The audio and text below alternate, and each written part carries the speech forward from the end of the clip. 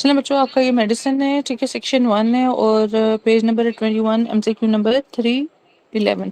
HLA gene is located in chromosome 6, 11, 12, 13, 15। क्या है?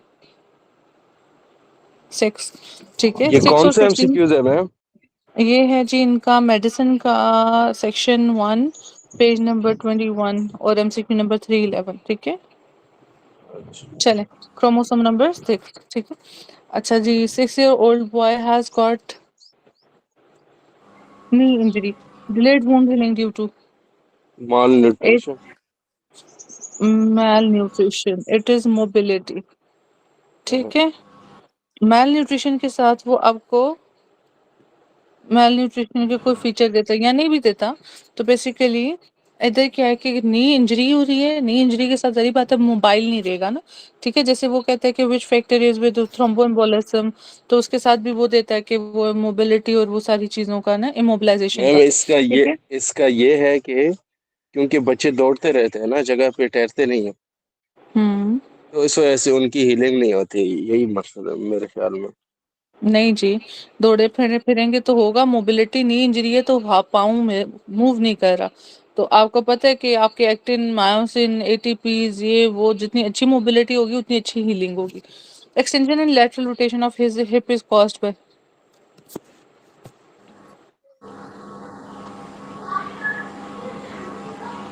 Gluteus Maximus. ये तो सर्जरी का वैसे क्वेश्चन है, तो इसको आप यूं याद रखो, ग्लैम। ठीक है, ग्लैम मैक्स। ठीक है, जी से gluteus maximus, lateral rotation and extension. चलो, in hypothyroidism heart rate increase due to increase sensitivity of heart to epinephrine. एक चीज एपिनेफ्रीन, नॉर एपिनेफ्रीन को ना करना। एपिनेफ्रीन के अलावा दूसरी चीज है कि आपके पास ये सही कौन सा है। शिफ्ट शिफ्ट करता है, राइट या लेफ्ट, जिसमें सब इंक्रीज है, दैट इज रेज्ड वाला राइट। Right shift. ठीक है, इस time morphine secreted in urine after what. तो बेसिकली फेज 1 फेज 2 रिएक्शन होते हैं लिवर के अंदर। ठीक है, तो ग्लूक्रोनाइडेशन के साथ आपके पास एसिटामिनोफिन यूरिन में निकलेगा।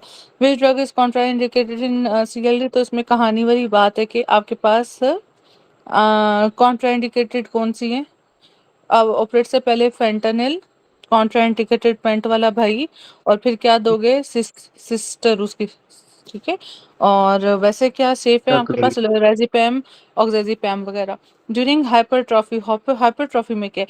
एक होता है नंबर ऑफ सेल और DNA कंटेंट ज्यादा होना, एक होता है साइज। हाइपरट्रॉफी में क्या है? मैम इसमें नंबर ऑफ सेल्स। देख लेते हैं। DNA content, increase in DNA content, what is hypertrophy? Left ventricular hypertrophy, उसमें क्या हो रहा होता है? वेंट्रिकल का साइज बड़ा हो जाता है। ठीक है, मैं अब एक होता है डिवीजन ज्यादा हो रही थी। हाइपरप्लेजिया में क्या हो रहा है?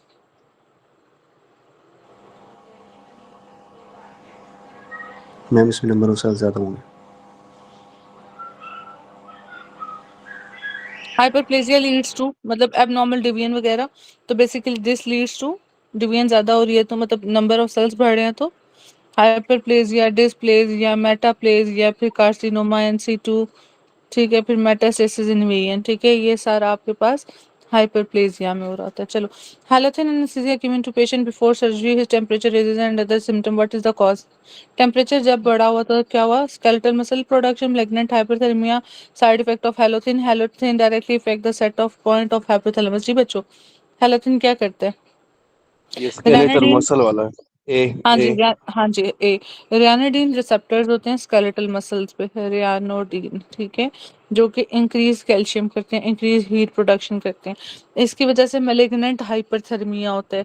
तो अभी उसने पूछा व्हाट इज द कॉज, वो ये नहीं पूछ रहा हो क्या रहा है। इफ ही आस्क कि क्या है कंडीशन का नाम, मैलिग्नेंट हाइपरथर्मिया, वो पूछ रहा है हो क्यों रहा है, इसकी वजह से, और मोर स्पेसिफिक इन रिसेप्टर्स की वजह से। और ट्रीटमेंट पूछेगा तो फिर डेंटोलिन। डेंट्रोलिन। ठीक है, और दूसरा ड्रग कौन सा करता है ये एनेस्थेटिक में, ये सक्सा मिथोनियम। चलो, super impose bacterial infection in ischaemic tissue occurs in, ischaemic issue है। टिश्यू है, उधर सुपर इम्पोज्ड आपके पास इन्फेक्शन है, that is which one, dry gangrene या gangrenous necrosis, sweaty necrosis, fibrinoid coagulative, dry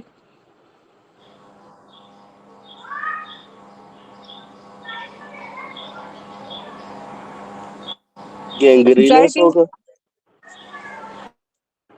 gangrenous, ठीक है, तो ये वेट गैंग्रीन को गैंग्रीनस कह रहा है। ड्राई गैंग्रीन के ऊपर अगर सुपर इन्फोज इन्फेक्शन है, dry gangrene is a type of ये कोएगुलेटिव टाइप का, ठीक है, और अगर इसके ऊपर सुपर इम्पोज इन्फेक्शन है gangrenous, that is the type of लिक्विफेक्टिव type, ठीक है। अच्छा, फैटी नेक्रोसिस जो से ये आपके अंदर किधर है, इसमें फैट एंजाइमेटिक है और इसमें आपके पास ट्रॉमेटिक है। ट्रॉमेटिक में आपके पास है फ्लेक्सर मोमेंटम, और साथ में दूसरा आपके पास पेंक्रियास बल्कि एंजाइमेटिक है, और ब्रेस्ट, ठीक है, टिश्यू ट्रॉमेटिक में। फिब्रिनॉइड जो है वो आपके पास पैन वेस्कुलाइटिस वगैरह में, ठीक है। Prozone phenomena decrease in antibody टाइटर या इंक्रीज?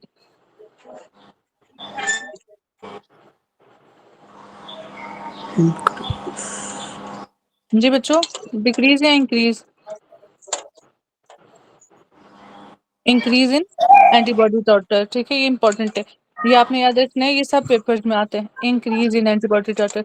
ये किसका भाई माइक का शोर आ रहा है पीछे बच्चों का?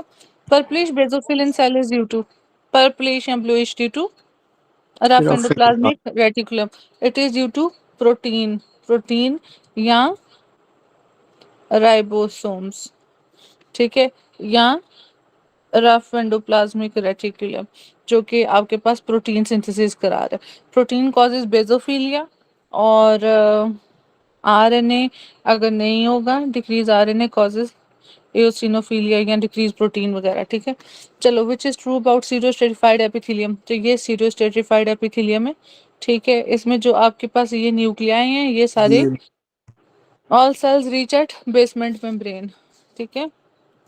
चलो, lymphocytes from blood enter lymph nodes to by, ठीक है। तो आज सुबह मैं अपने सर्जरी वालों को कह रही थी एफरेंट सब कैप्सुलर साइनस, या फिर कुछ और होगा, एफरेंट है पहली, हाँ जी, साइनस, ठीक है। इसके बाद है रिगार्डिंग फंक्शन ऑफ लिम्फेटिक्स, तो क्या करते हैं, have you walls plasma fluid back to body, lymph enter in lymph vessels by contraction of nearly muscles, contain less amount of albumin as compared to blood। जी बच्चों, B. B, ठीक है, शाबाश doctor Kashif. Take plasma fluid back to the body, which of following drug is distributed mostly in body? Mannitol. ये MCQ repeated है, हाँ जी, mannitol, ठीक है। अब देखो, अगर आप इसके 17 16 कह रहे हो ना, तो मेडिसिन वालों के लिए इंपॉर्टेंट क्या है, मेडिसिन वालों के लिए इंपॉर्टेंट ये वो ड्रग्स को जरा ना थॉरली देख लें, जो ड्रग्स वाले क्वेश्चन है वो सब एक जगह कर लें। तो अब माल्ट्स जो है, माल्ट्स, ठीक है, तो ये माल्ट्स किधर कर रहे हैं, पीसीटी पे, acetazolamide carbonic anhydrase inhibitors PCT पे। फिर ये आपके पास लूप ऑफ हेनेले, ठीक है, फिर ये थिक असेंडिंग लूप, फिर टी से थायाजाइड, ये आपके पास अर्ली डीसीटी पे, स्पारोनोलेक्टोन कलेक्टिंग डक्ट पे। About monocytes developed from same precursor from neutrophil, तो हमारे पास ना दो प्रिकर्सर्स होते हैं, एक होते हैं आपके पास माइलो, एक होते हैं लिम्फो। तमाम अपना बी और ये टी वाले इधर से, और बाकी मोनोसाइट से आपके पास मेगा कैरियोसाइट्स, मोनोसाइट्स और ग्रेन्युलोसाइट्स, आरबीसीज, ठीक है, ये सब इधर से आएंगे। तो ग्रेन्युलोसाइट्स में बेसिकली आपके पास है B E N, Ben 10 cartoon से, बेजोफिल, एओसिनोफिल और न्यूट्रोफिल्स, तो उसने पूछा है, और मोनोसाइट्स भी यहीं से हैं। तो ये दोनों एक प्रिकर्सर से आ रहे हैं, ठीक है, that is develop from same precursor. तो ऑन CT L1 लेवल पे क्या आपको मिलेगी, तो हमारे पास होती है ये T12 है, T12 पे सीलिएक है, T12, ठीक है। L1 पे SMA है, ठीक है। L2 पे 2 किडनी लेवल है, हाइलम या अपना रीनल आर्टरी। L3 पे आपके पास है इंफीरियर मेजेंटेरिक आर्टरी। L4 पे आपके पास बाइफर्केशन, L और L4 की अपर टिप पे है एंटीरियर सुपीरियर आइलियक स्पाइन, ठीक है, या सॉरी एंटीरियर सुपीरियर नहीं, इलियक क्रस्ट आती है, इलियक क्रस्ट के साथ आता है एमसीक्यू। और फिर L5 पे आपके पास है IVC का ओरिजिन, ठीक है, तो ये आपके पास हो गया SMA। Medical palpebral ligament, sorry medial palpebral ligament, ठीक है, तो ये बेसिकली आपका पेल्पिब्रल फिशर्स और ये सारे ये आपके आई से रिलेटेड है, ठीक है। Medial palpebral ligament attaches what,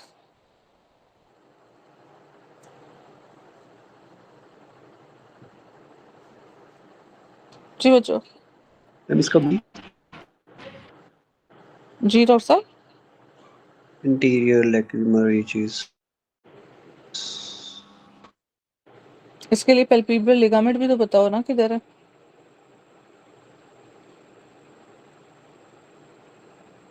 जो पीछे आपने एक्सप्लेनेशन बताई वो एक दफा दोबारा रिपीट कर कौन सी? वो लेवल वाली। अच्छा, ये कौन बोल रहे हैं? मैं डॉक्टर काशिफ बोले? जी मैं डॉक्टर काशिफ आप बोल रहे हो? वैसे क्यों, आपको तो आनी चाहिए, खुद तो आपको रिवाइज करनी चाहिए। चलो खैर मैं बता देती हूँ, मैं भी भूल गया हूँ। मैं ना इधर बताती हूँ।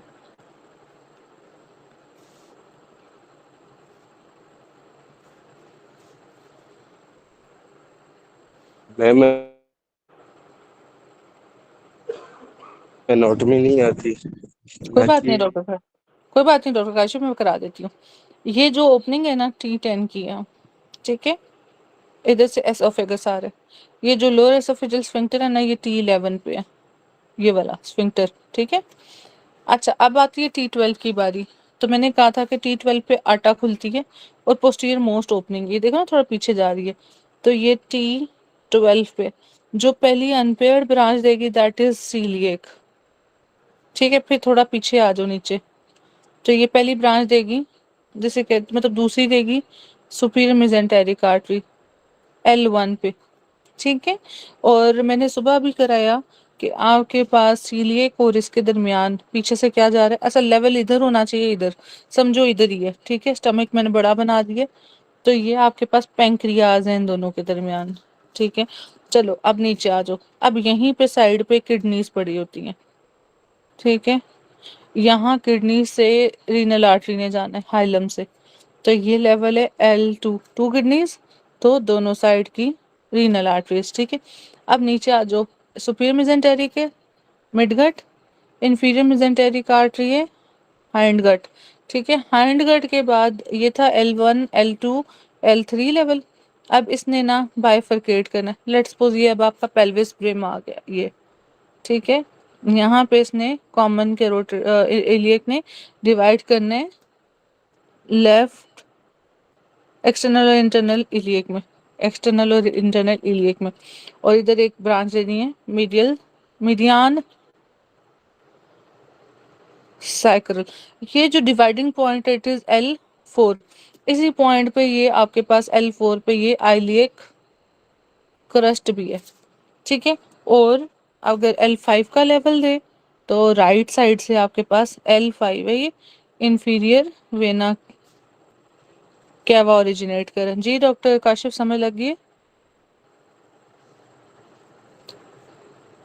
डॉक्टर जी काशिफ, ठीक है मैम। ओके ओके, चलें जी काशिफ जान भाई। अच्छा चलो बच्चों, अब हम कह रहे हैं कि मीडियल अपना पेल्पेब्रल लिगामेंट, ठीक है। तो बेसिकली आपके पास होता क्या है, इधर ही देख लो। ये आपके पास आय पड़ा हुई है, ये वाली, ठीक है। तो यहाँ पे आपके पास पड़ा हुआ है लिवेटर पेल्पेब्रल सुपीरियोरस, लैटरल इधर पड़ा होगा पेल्पेब्रल लिगामेंट, और इधर पड़ा होगा मीडियल पेल्पेब्रल लिगामेंट।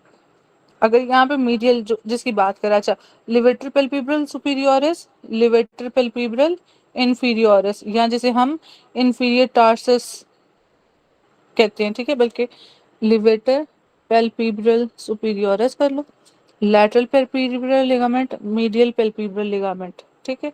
ये चीजें होगी। अब ये आई के नीचे यहाँ पे ये जो आई पैग वाला पॉइंट है, ठीक है, दिस इज आपके पास इंफीरियर टार्सस मसल जिसे कहते हैं टार्सल प्लेट, ठीक है। यहाँ आई के साइड पे जाइगोमेटिक बोन है, ये वाली जाइगोमा चीक वाली, ठीक है।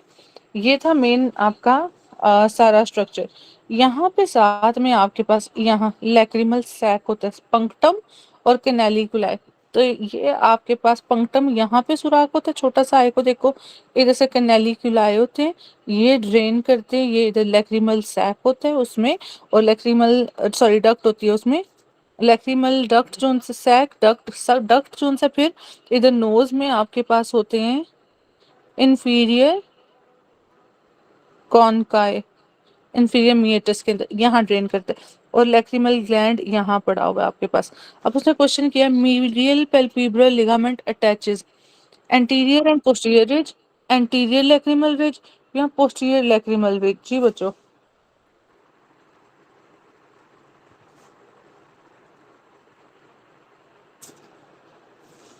देख लेते हैं, ये किसी को भी नहीं आता ना, आंसर ही देख लेते हैं। तो इट अटैचेस एंटीरियर और पोस्टीरियर लैक्रिमल रिज दोनों, ठीक है, एंटीरियर और पोस्टीरियर लैक्रिमल रिज दोनों को जोड़ रही है, ठीक है। चलो ये इंपॉर्टेंट था, ये भूल जाएगा, ये ऑफ्थेल्मोलॉजी का बहुत इंपॉर्टेंट एमसीक्यू है। ऑफ्थेल्मोलॉजी मेरे ख्याल से डॉक्टर आ रहा है शायद, तो जब भी रिकॉर्डिंग सुने वो इन चीज़ों पे गौर कर ले। चलो, angle formed between the longitudinal axis of the head neck and greater trochanter of femur. देखो अब ये फीमर बोन है, इसका ये ग्रेटर है, इसका ये लेसर है, ठीक है, इसकी नेक है और साथ में इसका FHARM। तो फीमर का 125 था इसका। हाँ वो तो है, एक मिनट मुझे याद तो करने दो, मैं क्या बता रही थी। फीमेल हेड एडल्ट में रेटिनाकुलम बाय मीडियन, तो इधर आपके पास होते हैं मीडियल और पीछे होती है लैट ऐसे, ठीक है। यहाँ से आपके पास आ रही होती हैं आर्कुएट, ठीक है। ये वाला जोन से है ना आपके पास हेड वाला रीजन है ये, और ये नेक वाला, अच्छा, नेक बाय मीडियन सर्कमफ्लेक्स, ठीक है। नेक बाय एडल्ट्स में रेटिनाकुलम बाय मीडियन जो सर्कमफ्लेक्स है, और बच्चों में ऑब्ट्यूरेटर, ठीक है। ये जो अब वो कह रहे हैं ना एंगल बिटवीन हेड नेक, ये आपके पास नेक हेड, इसके दरमियान का and greater trochanter of the femur, ये ठीक है, प्रॉक्सिमली ऊपर से proximally, and the transverse axis of femoral condyle, ठीक है, डिस्टली, डिस्टली जो ये फेमर का कंडाइल आएगा नीचे से, ठीक है, ऊपर से ये इनके दरमियान एंगल कौन सा है 125 नहीं 15। अच्छा ये देखो डॉक्टर काशिफ, ये वाला जो एंगल है ना, ये वाला वेलगस और वेरस के साथ जो आता है वो आता है 125 के साथ। अब इसने डिफरेंट चीजें बताई हैं। Angle form between the longitudinal axis of the head, तो ये आपके पास है, ये नेक की हेड, ठीक है, तो अपने पास हाइट, हाँ, तो ये हेड है, ये नेक है, ये ग्रेटर ट्रोकेंटर है, इधर आ जाओ तो आपके पास ट्यूबरोसिटीज है। अच्छा, angle form between the longitudinal axis of the head and neck, एक तो ये वाला एंगल कह रहा है, ये वाला, and greater trochanter of the female proximally and transverse axis of femoral condyle, transverse axis of condyle, और ये लॉन्गिट्यूडनली, ये इस सब का अगर एंगल निकालो of the femoral condyle distally, angle of torsion जिसे कहते हो, तो दैट इज 15 डिग्री, ठीक है। अगर इस एंगल की बात करोगे वेलगस वेरस के साथ 125, इसकी बात करोगे तो 15, सही है डॉक्टर काशिफ। मैम आवाज कट रही थी, मेरे पास शायद नेटवर्क ठीक नहीं है तो सही नहीं समझा कि 15 कब होगा और 125 कब होगा। हाँ जी, जो ज्यादा एंगल्स है ना जिसके अंदर ये ग्रेटर ट्रोकेंटर को भी डालेगा, इधर कंडाइल्स का ट्रांसवर्स ये एंगल डालेगा, तो ये वाला जो एंगल है ये आपके पास जिस एंगल ऑफ टॉर्जन कहते हो, ठीक है, ऑफ द फीमर, ठीक है, तो वो आपके पास है 15, ठीक है। अब ये देख लेना बैठ के कि what is angle of torsion. आगे मैम चलते हैं। 125। मैम मैम आंसर है 125 वाला जो एंगल है वो। वो वेलगस और वेरस के साथ आता है, मैं एक सेकेंड आपको बताती हूँ मैम एंगल्स ये लॉन्ग हेड, ऑफ, मैम ये हेड ऑफ फीमर और शाफ्ट ऑफ फीमर वाले उसी वाला एंगल है ना? जी जी वो वाला है। ठीक है मैम।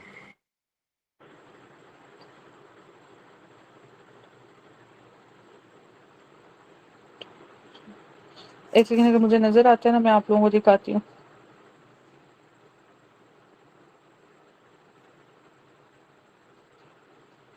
एंगल्स कुछ कुछ दिए हुए हैं, देख लेते हैं। ये 15 है,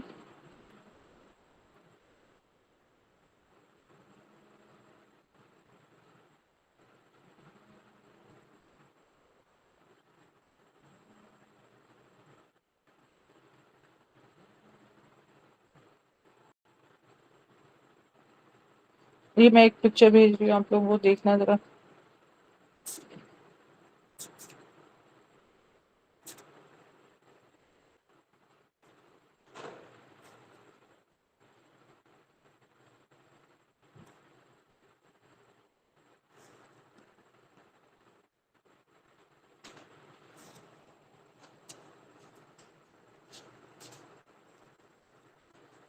चलिए मैं आप लोगों को,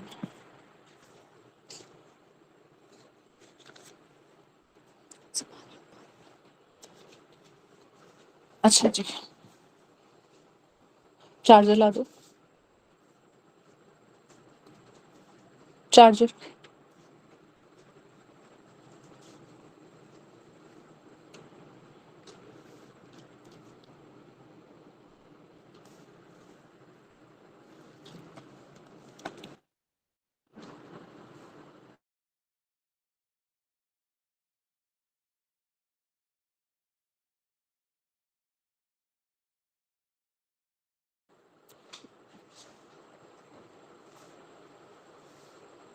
यार ये अभी तक पिक्चर नहीं मिली आप लोगों को?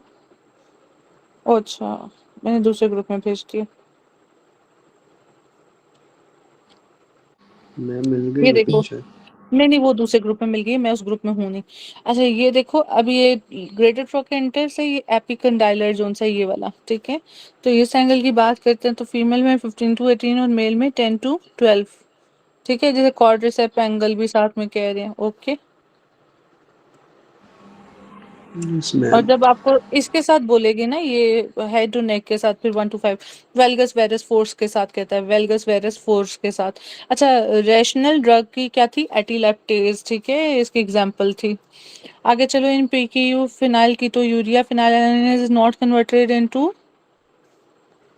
सुबह अपने हम मेडिसिन में बात की थी, दैट इज टायरोसिन। तो ये पाथवे टायरोसिन फिर आगे आपको क्या देते हैं, डॉक्टर साहब जो बता रही थी, थायराइड के साथ। और फिर आपके पास इसका अपना है एक आपका मेलाटोनिन बता रहे थे डॉक्टर काशिफ। मैम सेरोटोनिन फिर melatonin. Melatonin, serotonin, serotonin, melatonin, और फिर दूसरा पार्ट था आपके पास एपिनेफ्रिन वाला, नॉर यस। एपिनेफ्रिन वाला, जो कि डोपामीन, और साथ में फिर आपके पास नॉर एपी, और फिर एपी के साथ इस तरह वो पूरा पार्ट है, ठीक है। चलो, रिगार्डिंग ट्रेक्यू, अच्छा वो भी कहता है कि सेरोटोनिन का प्रिकर्सर क्या है, तो उसमें आपको अक्सर अमाइनो एसिड्स में से पूछा होता है, ट्रिप्टोफैन दिया होता है, टायरोसिन दिया होता है जी। Ma'am tryptophan. ट्रिप्टोफैन, ठीक है, ट्रिप्टोफैन, शाबाश डॉक्टर शिराज। कौन कौन है इस वक्त क्लास में?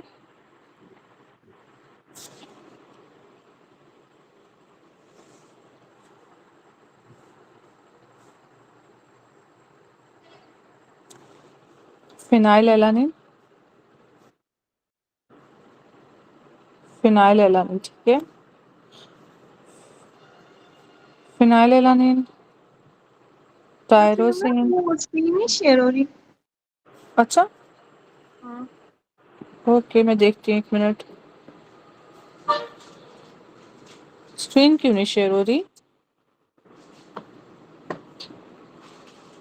ओके, मैं डॉक्टर चिराज, स्क्रीन कब से शेयर नहीं हो रही? मैम मेरे ख्याल से अभी अभी ये आप जो अभी अभी, ट्रिप्टोफैन का बता बस रही ठीक है, बस ठीक है, बस ठीक है, ओके। अच्छा बच्चों, हम लोग बता रहे थे टायरोसिन का पाथवे ना, ठीक है। टायरोसिन अगर नहीं होगा तो क्या होगा हमारे पास, क्या क्या मामला, किस किस चीज की मेटाबॉलिज्म इफेक्ट होगी?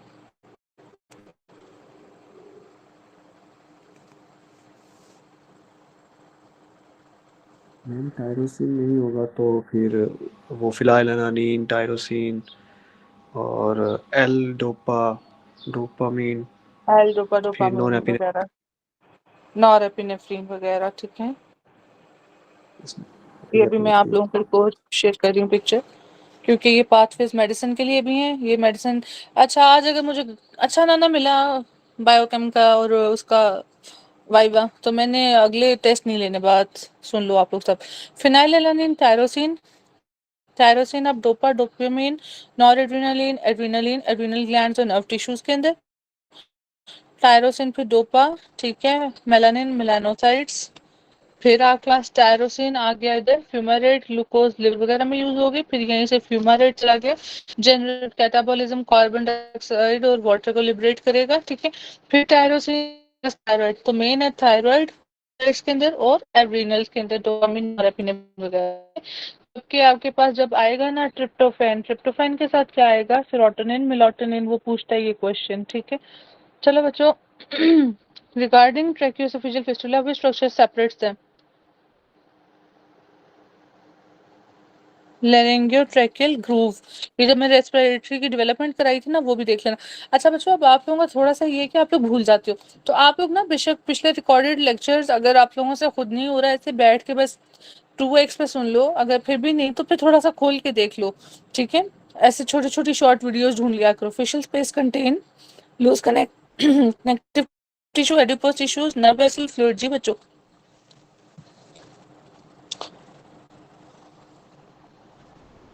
कनेक्टिव टिश्यू, ठीक है। विद टाइम ये वाला एजिंग प्रोसेस के साथ खत्म हो जाता है। बॉगीनेस आपका एक वो एक है ना, ठीक है, स्पेसिस के अंदर कनेक्टिव टिश्यू खत्म, ठीक है, लूजनिंग हो जाती है, लूज कनेक्टिव टिश्यू, ठीक है। आपके पास एजिंग प्रोसेस के अंदर, ठीक है, जो टाइट होता है आपका कोलेजन, वो आहिस्ता आहिस्ता वो लूज, एडिपोज भी होता है, ऐसा नहीं होता कि एडिपोज टिश्यू, लेकिन लूज नहीं होगा मे बी, क्योंकि जो आपका फेशियल ये चीक्स है ना, वहां पे ये एडिपोज टिश्यूज की ही फीलिंग होती है। बट खैर लूज कनेक्टिव टिश्यू याद रखो फेशियल स्पेसिस को। चलो, Cajal cell in grey matter projection are क्या कहलाएंगे ग्रे मैटर के अंदर? मुझे स्किन नहीं शो होती, पता नहीं शायद कोई ना, अच्छा हाँ, ओलिगो प्रोटोप्लाज्मिक हिस्टोसाइट्स। अच्छा, इसका निमोनिक था ग्रे वो वो जीपी, चीज ठीक है, वो से डॉक्टर वाइट यूसुफ ने। वाइट से ओलिगो, ग्रे से प्रोटोप्लाज्मिक। डॉक्टर यूसुफ पहले तो कान पकड़ो ना, ये ओलिगो किस हिसाब से बोला? और मुंह किस तरह, मुंह मतलब गलत किया है इस वजह से। हाँ, और नहीं तो क्या, ओलिगो बोल गए थे। मैडम इंसान है। मैं एग्जाम में तो मैं पहले कान तो पकड़े ना। निमोनिक, चलो, मैम एग्जाम में तो मैं पहले निमोनिक जेल में बनाऊंगा फिर करूंगा मैम, वो जीपी वाला। सही से तो ये समझो एग्जाम है, ये समझो एग्जाम है, इसको लाइट ना लो। अच्छा, वो जीपी तो ग्रे से protoplasmic astrocyte regarding cell cycle phases between. जी बच्चों, अब ये याद रखो, G1, ठीक है, सेल ने अगर एंटर नहीं करना तो ये चला जाएगा G0 में, ठीक है। G1 में आपके पास सेंट्रोसोम जोन से हैं वो डबल होंगे और सेल प्रिपेयर करेगा अपने आप को सिंथेसाइज के लिए। ऐसे सिंथेसिस फेज, इसमें आपका डीएनए सिंथेसाइज होता है और बाकी ऑर्गेनेली भी इधर डिवाइड करके तो बनते हैं। सिंथेसिस के बाद आता है आपके पास G2 फेज, ठीक है। G2 फेज चेक पॉइंट है कि कोई भाई मसला तो म्यूटेशन श्यूटेशन तो नहीं हुआ हुआ। फिर यहाँ से चले जाएगा माइटोसिस, ये पूरा फेज कहलाएगा इंटरफेज। माइटोसिस में फिर है prophase, prometaphase, metaphase, anaphase, telophase. Prophase में आपके पास ये जो न्यूक्लियर कंटेंट है डिसअपियर, सेल जो कंडेंस हुए होते हैं वो लाइट इजी हो रहे होते हैं, रिलैक्स कर रहे होते हैं। फिर मेटाफेज में आपके पास इक्विटोरियल प्लेट में कैरियोटाइपिंग आप यहाँ पे पढ़ सकते हो मेटाफेज में, ठीक है। फिर आपके पास आता है मेटाफेज, एनाफेज। एनाफेज में फिर क्या हो रहा होता है, ये सेपरेट कर रहा होता है, जो आपके पास ये माइक्रोट्यूब्यूल्स है ना, ये अलग अलग कर लेते हैं, इसको सेपरेट कर लेते हैं, ठीक है। और टीलो फेज में फिर आपके पास साइटोप्लाज्म भी डिवाइड कर जाएगा और न्यूक्लियर मेम्ब्रेन जो डिसअपियर हुई होती है वो पेयर, और जो खुले खुले सेल हैं वो फिर तंग होने लग जाते हैं, अपने आप को टाइटनिंग कर लेते हैं। ये हो गया आपके पास सारा साइकिल। तो ये जी सिंथेसिस और एम फेज के दरमियान है G2। अब जहाँ पे सिंथेसिस और एम फेज है वो देख लो कौन सा है, जो सा भी ऑप्शन बनता है ए, ठीक है। मियोसिस 1 इज कैरेक्टराइज्ड बाय, तो मियोसिस 1 में लॉन्गेस्ट जो होता है ना प्रोफेज होता है आपका, ठीक है, सबसे पहली बात होगी। दूसरी चीज अब इधर ये कर लो कि जब फीमेल होती है ना एट 5 मंथ, तो उसके अंदर 5 to 7 मिलियन होते हैं oocytes, ठीक है। फिर क्या होता है, प्रोफेज 1 ऑफ मियोसिस 1, इसकी डिप्लोटीन फेज के अंदर सेल अरेस्ट हो जाता है। फिर जब तक उसकी ओव्यूलेशन नहीं होती, तो ये प्रोफेज 1 कंप्लीट नहीं होती, मतलब मियोसिस 1 कंप्लीट नहीं होती। मियोसिस 1 कब कंप्लीट करती है, almost 12 to 24 hours before ovulation, ठीक है। जैसे ही ओव्यूलेशन हुई, साथ ही सेल चला गया मियोसिस 2 में। मियोसिस 2 में अब जब आपका मियोसिस 1 कंप्लीट हुआ है ना, मियोसिस 1 से पहले ये था प्राइमरी यूसाइट, प्राइमरी oocyte। जैसे मियोसिस 1 कंप्लीट हुई, अब ये हो गया सेकेंडरी oocyte। ठीक है, सेकेंडरी oocyte अपने मियोसिस 2 कंप्लीट करेगा। अब ये रेस्ट हो गया मेटाफेज के अंदर। अब एक सेकंड ठहरो, डिप्लोटीन फेज ऑफ प्रोफेज, हाँ ये हो गया मेटाफेज के अंदर। अब वो पूछता है question, diplotene phase of prophase 1 और मेटाफेज के अंदर अरेस्ट हो गया। अच्छा, वो पूछता है कि सेल जब अपना ओव्यूलेशन कंप्लीट करता है तो एंटर किसे करता है, एंटर करता है प्रोफेज 1 प्रोफेज 2 के अंदर। ठीक है, एंटर करेगा सेल, मतलब prime secondary oocyte enter in prophase 2, मगर वो अरेस्ट कहाँ होगा, मेटाफेज 2। ये दोनों क्वेश्चन में डिफरेंस है। It will enter after completing meiosis 2 into prophase 2, but it will arrest in metaphase 2 में। अब जब तक ओवम स्पर्म नहीं आएगा और आके oocyte को फर्टिलाइज नहीं करेगा, तो फर्टिलाइजेशन तक से पहले तक ये मेटाफेज 2 तक अरेस्ट होगा। जैसे फर्टिलाइजेशन हुई, मियोसिस 2 कंप्लीट होगी। ठीक है, Meiosis जैसे two complete। मियोसिस 2 कंप्लीट हुई, जो स्पर्म से बेसिकली, अब वो ये स्पर्म्स की अगर बात करो, इन सब फेजेस को छोड़ो, एक होता है स्पर्मियोजेनेसिस, एक होता है स्पर्मेटोजेनेसिस। ठीक है, what is spermiogenesis, what is spermatogenesis. Spermatogenesis spermatid का फॉर्मेशन है, दैट इज हैप्लॉइड, हैप्लॉइड। ठीक है, फिर आपके पास है स्पर्मियोजेनेसिस, स्पर्मेटिड का स्पर्मेटोजोआ में बनना इज स्पर्मियोजेनेसिस। ठीक है, Haploid sperms नहीं होंगे डॉक्टर नम्रा? क्या डॉक्टर Sperms साहब? और eggs जो होते हैं, sperms और eggs haploid नहीं होते? हैप्लॉइड ही है। ना।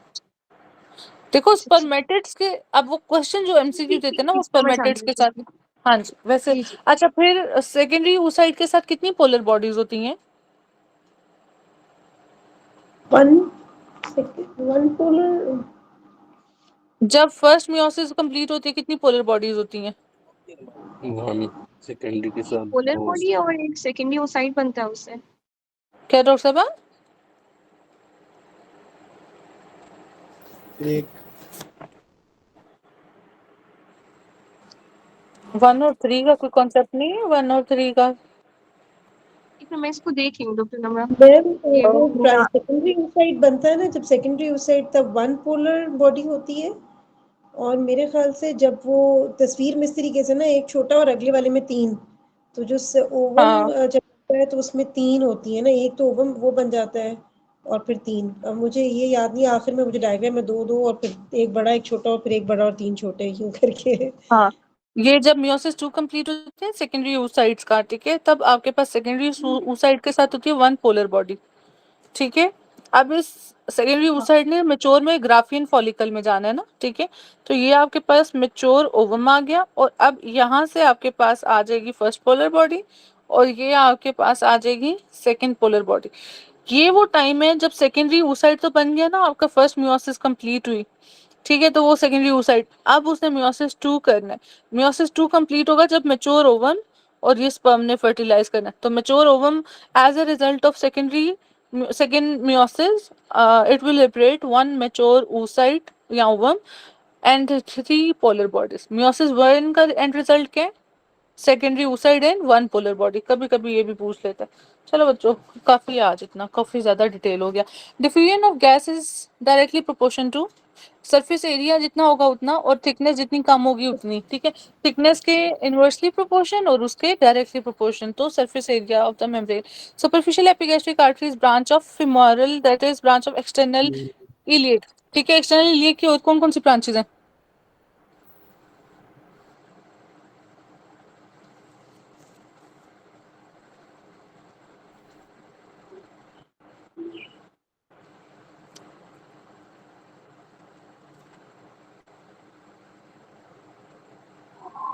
जी बच्चों,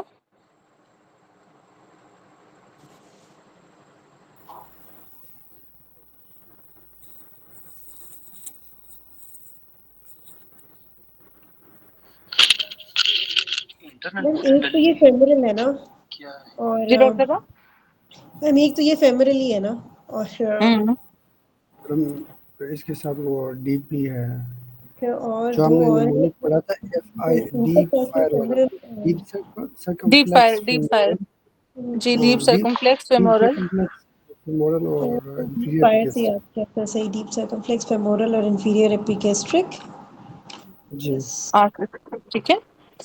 चलो बच्चों, साथ साथ ये बस निमोनिक शेयर किया करो अपना, जैसे डॉक्टर काशिफ, डॉक्टर समिया है, डॉक्टर और कौन है, मैंने तो खैर इन दो डॉक्टर वो भी हैं, अपना नाम भूल जाते हैं, आते नहीं ना हमारे साथ,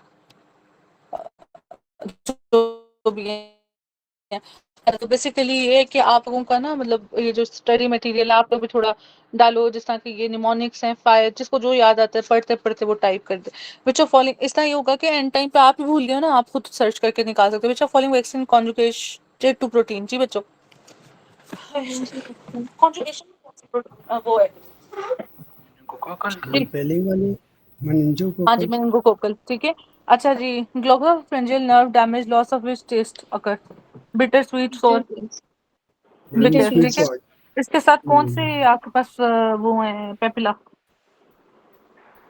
फ्यूसी uniform.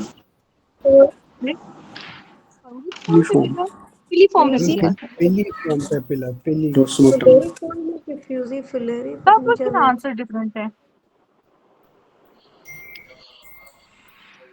Filiform, fungiform, fusiform. Filiform fusiform तो फिलीफॉर्म नहीं है, फ्यूजीफॉर्म तो कभी भी नहीं है। फिलीफॉर्म फंगीफॉर्म में से कुछ है, पेली है मैडम, पेलीफॉर्म होगा। फिलीफॉर्म ही होगा। फिली है मैं पेली। सर्च कर लेती हूँ फिर। डॉक्टर नम्रा, आपके ना फंगीफॉर्म। पढ़ाने का ये, जी डॉक्टर समिया। आपके पढ़ाने का ये फायदा होता है कि चाहे मैं जितनी भी सर्चिंग कर लूँ ना, तो वो मतलब क्लास में मैंने देखा है मेरे अकेले पढ़ने से ज्यादा फायदा होता है। मुझे समझ नहीं लगी डॉक्टर साहब, मतलब लाइक थोड़ा एक्सप्लेन करो इसको। मैं ये कह रही हूँ कि मैंने अकेले भी पढ़ के देखा है, और अपनी तरफ से जितना सर्च कर सकती थी मैंने आपको बताया भी कि मैं सर्च करने की कोशिश करी हूँ, लेकिन जितना मुझे लग रहा है कि मेरा क्लास में फायदा होता है, वैसे अकेले मेरा फायदा नहीं हुआ। अच्छा अच्छा मैं ना कहने लगी थी डॉक्टर समिया आप सर्च करके आई हो, फिर मुझे ख्याल आया यार मैं ये तो सर्च भी कर पता नहीं रही हूँ। मेरे कौन से ब्रेन के कौन से पार्ट से ये चीजें निकलती हैं, मुझे तो खुद इन पे कंट्रोल नहीं है बिल्कुल, कसम से। मैं कहती हूँ आज नहीं जल्दी है। क्लास निकाल ली है, ये फिर कुछ ना कुछ मसला हो जाता है। अच्छा चलो ये बताओ, जो आपकी ये टिप्स पे और साइड्स पे है ना, ये फिली फॉर्म है, ठीक है। और यस। बेसिकली ये जो फिली फॉर्म है ना, ये 5 टेस्ट मोडालिटीज को सेपरेट करता है।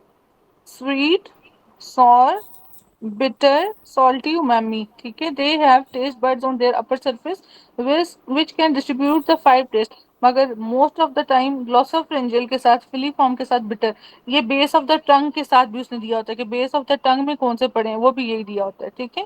चलो बच्चों, इधर ज्यादा बाकी सब करने की जरूरत नहीं है, बस यही याद रखो, ओके। फोलिएट भी है, फिलीफॉर्म भी है, फंगी फॉर्म भी है, बट ये इंपॉर्टेंट थे। चलो आगे चलें। A U wave is due to U wave capillary capillary capillary. muscle repolarization। repolarization, delta waves in delta delta waves उस दिन बताए थे, वो था Wolff Parkinson's White syndrome. White syndrome. White syndrome, शाबाश। और किन्नर बेसिकली वो इंड्यूस्ड हैं। जी। ऐसे चली जाती है ये, ठीक है। ये जो आपका पी वेव ऐसे आती है ना, फिर ये क्यू आर एस कॉम्प्लेक्स, तो आपका ये नहीं होता, ऐसे से डायरेक्ट वो दूसरी साइड पे चला जाता है, बजाय ये कि वो आपको एवी बंडल ब्रांच, ठीक है, वो आपके पास यहाँ आ जाएगा। तो ये है आपके पास वुल्फ पार्किंसन वाइट सिंड्रोम। अच्छा डेल्टा वेव, अब मुझे बताओ जे वेव, पॉइंट नहीं पूछ रही मैं, जे वेव, एक जे पॉइंट भी होता है, जे पॉइंट ना आपके पास ये यहाँ पे पॉइंट होता है ये वाला, ठीक है। बट मैं जे वेव पूछ रही हूँ, इट इज विथ हाइपोथर्मिया, ठीक है। चलो बाकी सब आप लोगों को पता है, एक्स्ट्राज यही थे। तो ये हो गया। Respiratory burst is used for, तो किलिंग ऑफ क्या था, नहीं, inactivation of bacteria and bacteria. Viruses. तो बेसिकली बैक्टीरिया। इसकी हाँ ये बात किसकी करे, has bactericidal effect, what is this, bacterial killing by ROS mechanism, ठीक है, ये वाला है। न्यूट्रोफिल्स आएंगे इसमें साथ में, न्यूट्रोफिल्स। चलो, क्लोनिडीन एक्ट बाय, ये बहुत इंपॉर्टेंट है, ये बहुत ज्यादा अल्फा 2 इंपॉर्टेंट है। रिसेप्टर। अल्फा जी, 1 रिसेप्टर। ये सेंट्रली जिसका एक्टिंग ठीक है, अल्फा 2 मैं receptor, गारंटी करती हूँ उसके centrally एग्जाम acting पास है। alpha 2 receptor, madam B centrally option है acting sir, B. Alpha. B, centrally acting A, alpha 2 receptor, ये अल्फा जिसका भी 1 मैं है मैम। रिपीट कर रही हूँ उसका एग्जाम क्लियर है। मेरा में भी इसका ये है कि ये बाकी सेंट्रली एक्टिंग अल्फा 2 रिसेप्टर है, एंटी हाइपरटेंसिव है, ये स्टिमुलेट करता है अल्फा 2 को, लेकिन आगे जो है इनहिबिटरी रिस्पॉन्स देता है ताकि उसकी न्यूरोट्रांसमीटर डिक्रीज हो जाए और एंटी हाइपरटेंसिव इफेक्ट क्रिएट हो जाए। चलो देखते हैं आंसर क्या है। डॉक्टर जाकिर वाला मैं बताऊं, ये मेरी दफा इतनी दफा ये क्वेश्चन था, इतनी दफा ये क्वेश्चन था, एंड मैंने इसको बहुत दफा रिपीट होते देखा है। ठीक है, जाकिर मेरे इसको कहने का दोबारा मतलब है रिपीट जिसका करो। ये डॉक्टर जाकिर हाँ जी मैम ये कल कॉन्सेप्ट मैंने फिर एक से एमसीक्यूज पढ़ा था मैम मैडम, उसमें तो अल्फा मैम 1 था। इसका इस तरह है, सेट होगा इससे, लेकिन अल्फा 2 स्टिमुलेट होने की वजह से आगे इनहिबिटरी रिस्पॉन्स देगा। ये सेंट्रली एक्टिंग अल्फा 2 रिसेप्टर है कि मतलब उसको तो एक्टिवेट करेगा, लेकिन आगे रिस्पॉन्स जो इसका इनहिबिटरी होगा, इसलिए इसको एंटी हाइपरटेंसिव यूज करते हैं।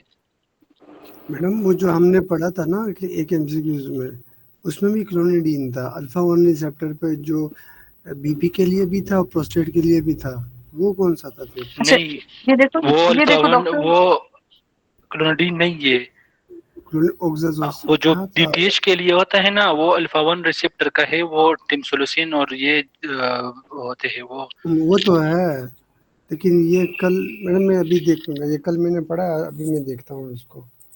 ओके चलो आप देखो, हम उतनी देर आगे कर लें। अच्छा, ये जो कह रहा है ना मैम, वो असल में एक होता है अल्फा 1 और अल्फा 2 दोनों को भी करता है वो, जी जी यानी एड्रेनर्जिक भी होते हैं, और उस तरह के वो फियोक्रोमोसाइटोमा के साथ भी कुछ आता है, उसका फिनोक्सीबेंजामीन का जो है नहीं वो वो कह रहे अलग चीज क्लोनिडीन है। ही है। नहीं, क्लोनिडीन अल्फा इस तरह मैम, ऐसे तो वो हम बीटा ब्लॉकर भी कहते हैं कि एक सेलेक्टिव और नॉन सेलेक्टिव का कहते हैं कि ये बिल्कुल मोस्टली ऐसे, बिल्कुल बीटा ऐसे। 1 सेलेक्टिव है।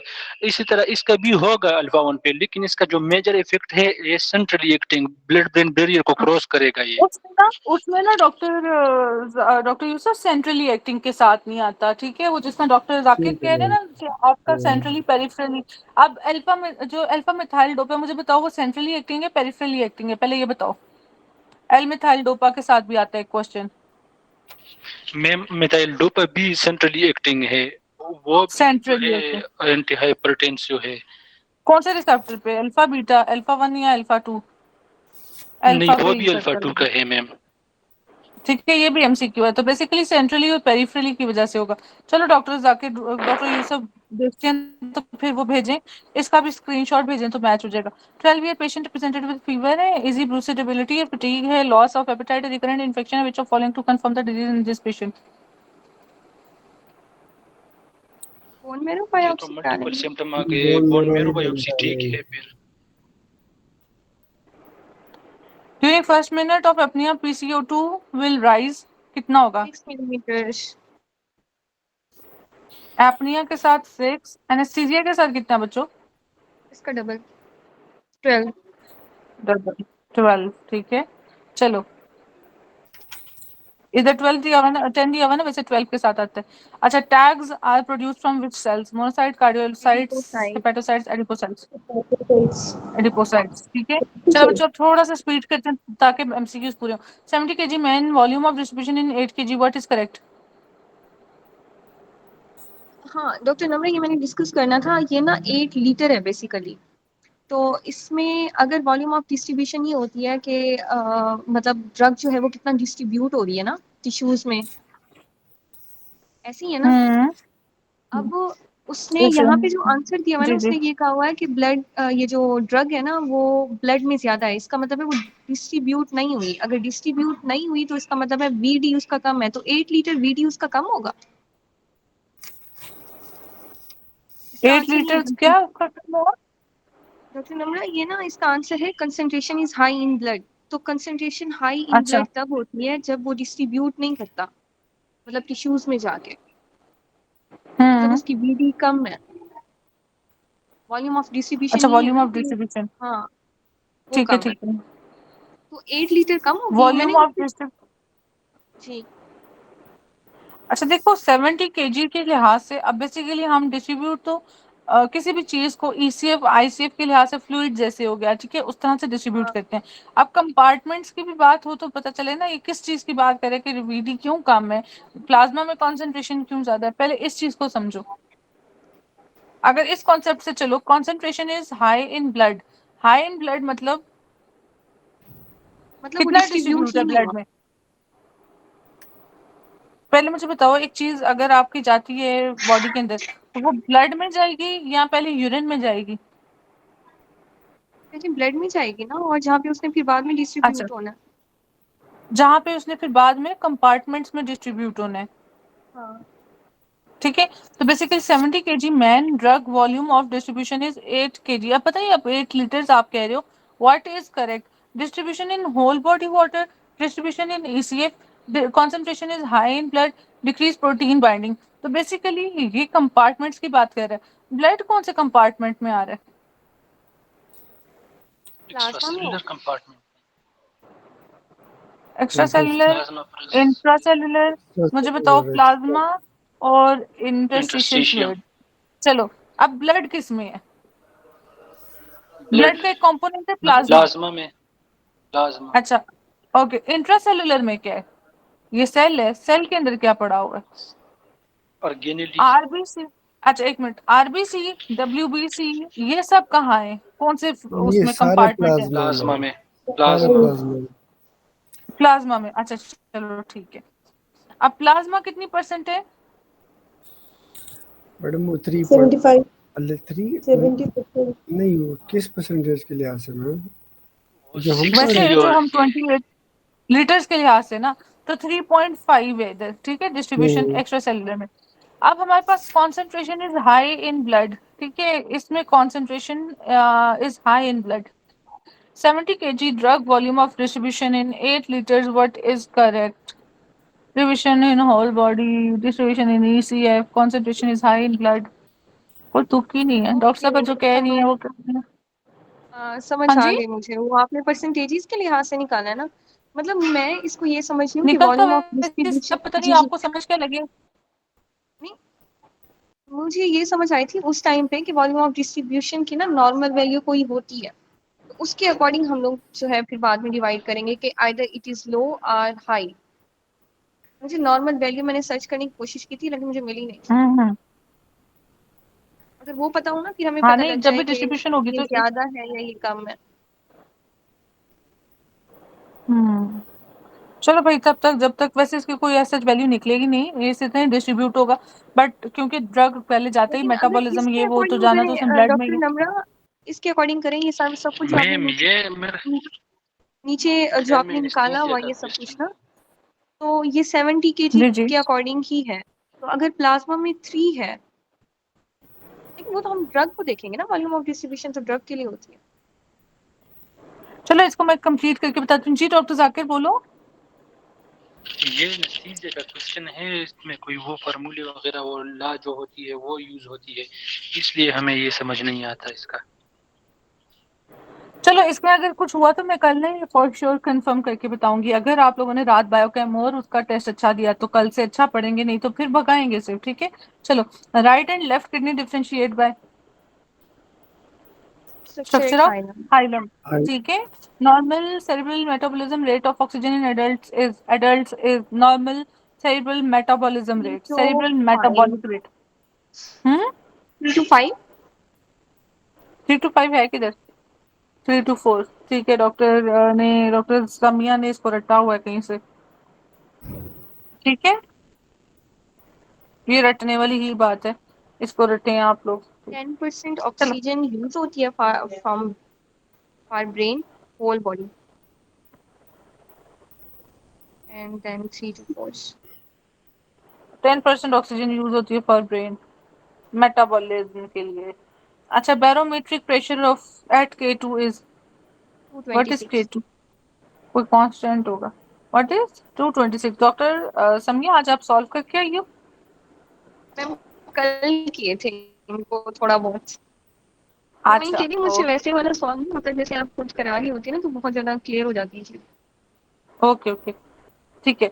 बैरोमीट्रिक, ठीक है, बैरोमीट्रिक इससे याद रखो 2 2 6 226, ठीक है, जितना भी याद रख सकते हो। 622 उल्टा आना सीधा आना, ये बस रटना ही है। किसी not to be given with monoamine oxidase inhibitors. Why doctor साहब? साइड इफेक्ट्स इसके बढ़ जाता है। ओके, दो ही चीजें इसलिए हैं इसके वो, साइड एक कहते हैं अगर किसी के साथ देना तो इसलिए क्योंकि उसकी एफिकेसी बढ़ेगी, दूसरा कि वो उसके साइड इफेक्ट, तीसरा इसलिए आप प्रेफर में करोगे कि या तो वो लेस टॉक्सिक है, या उसकी वो जल्दी मोड ऑफ एक्शन है, ठीक है, या आपको इफेक्ट जल्दी देगा। यही 5-6 एमसीक्यू के गिर्द आपका पूरा फार्मा घूम रही है। नर्व सप्लाई और ट्राइसेप ब्रेक क्या है? Radial nerve. जी बाइसेप मैम, ब्रेक क्या है? रेडियल ना ना पीछे ना वाला। ना ना ना ना। ये हाँ तो जी, पीछे है मैम ये। अच्छा अच्छा, ओके ओके, मैं बाइसेप ब्रेक क्या कह रही हूँ, सॉरी, ट्राइसेप। ट्राइसेप किसके साथ है? मैम जो ठीक, मैं बता रहा था ना वो क्लोनिडीन नहीं है, वो डॉक्सीजोसिन है।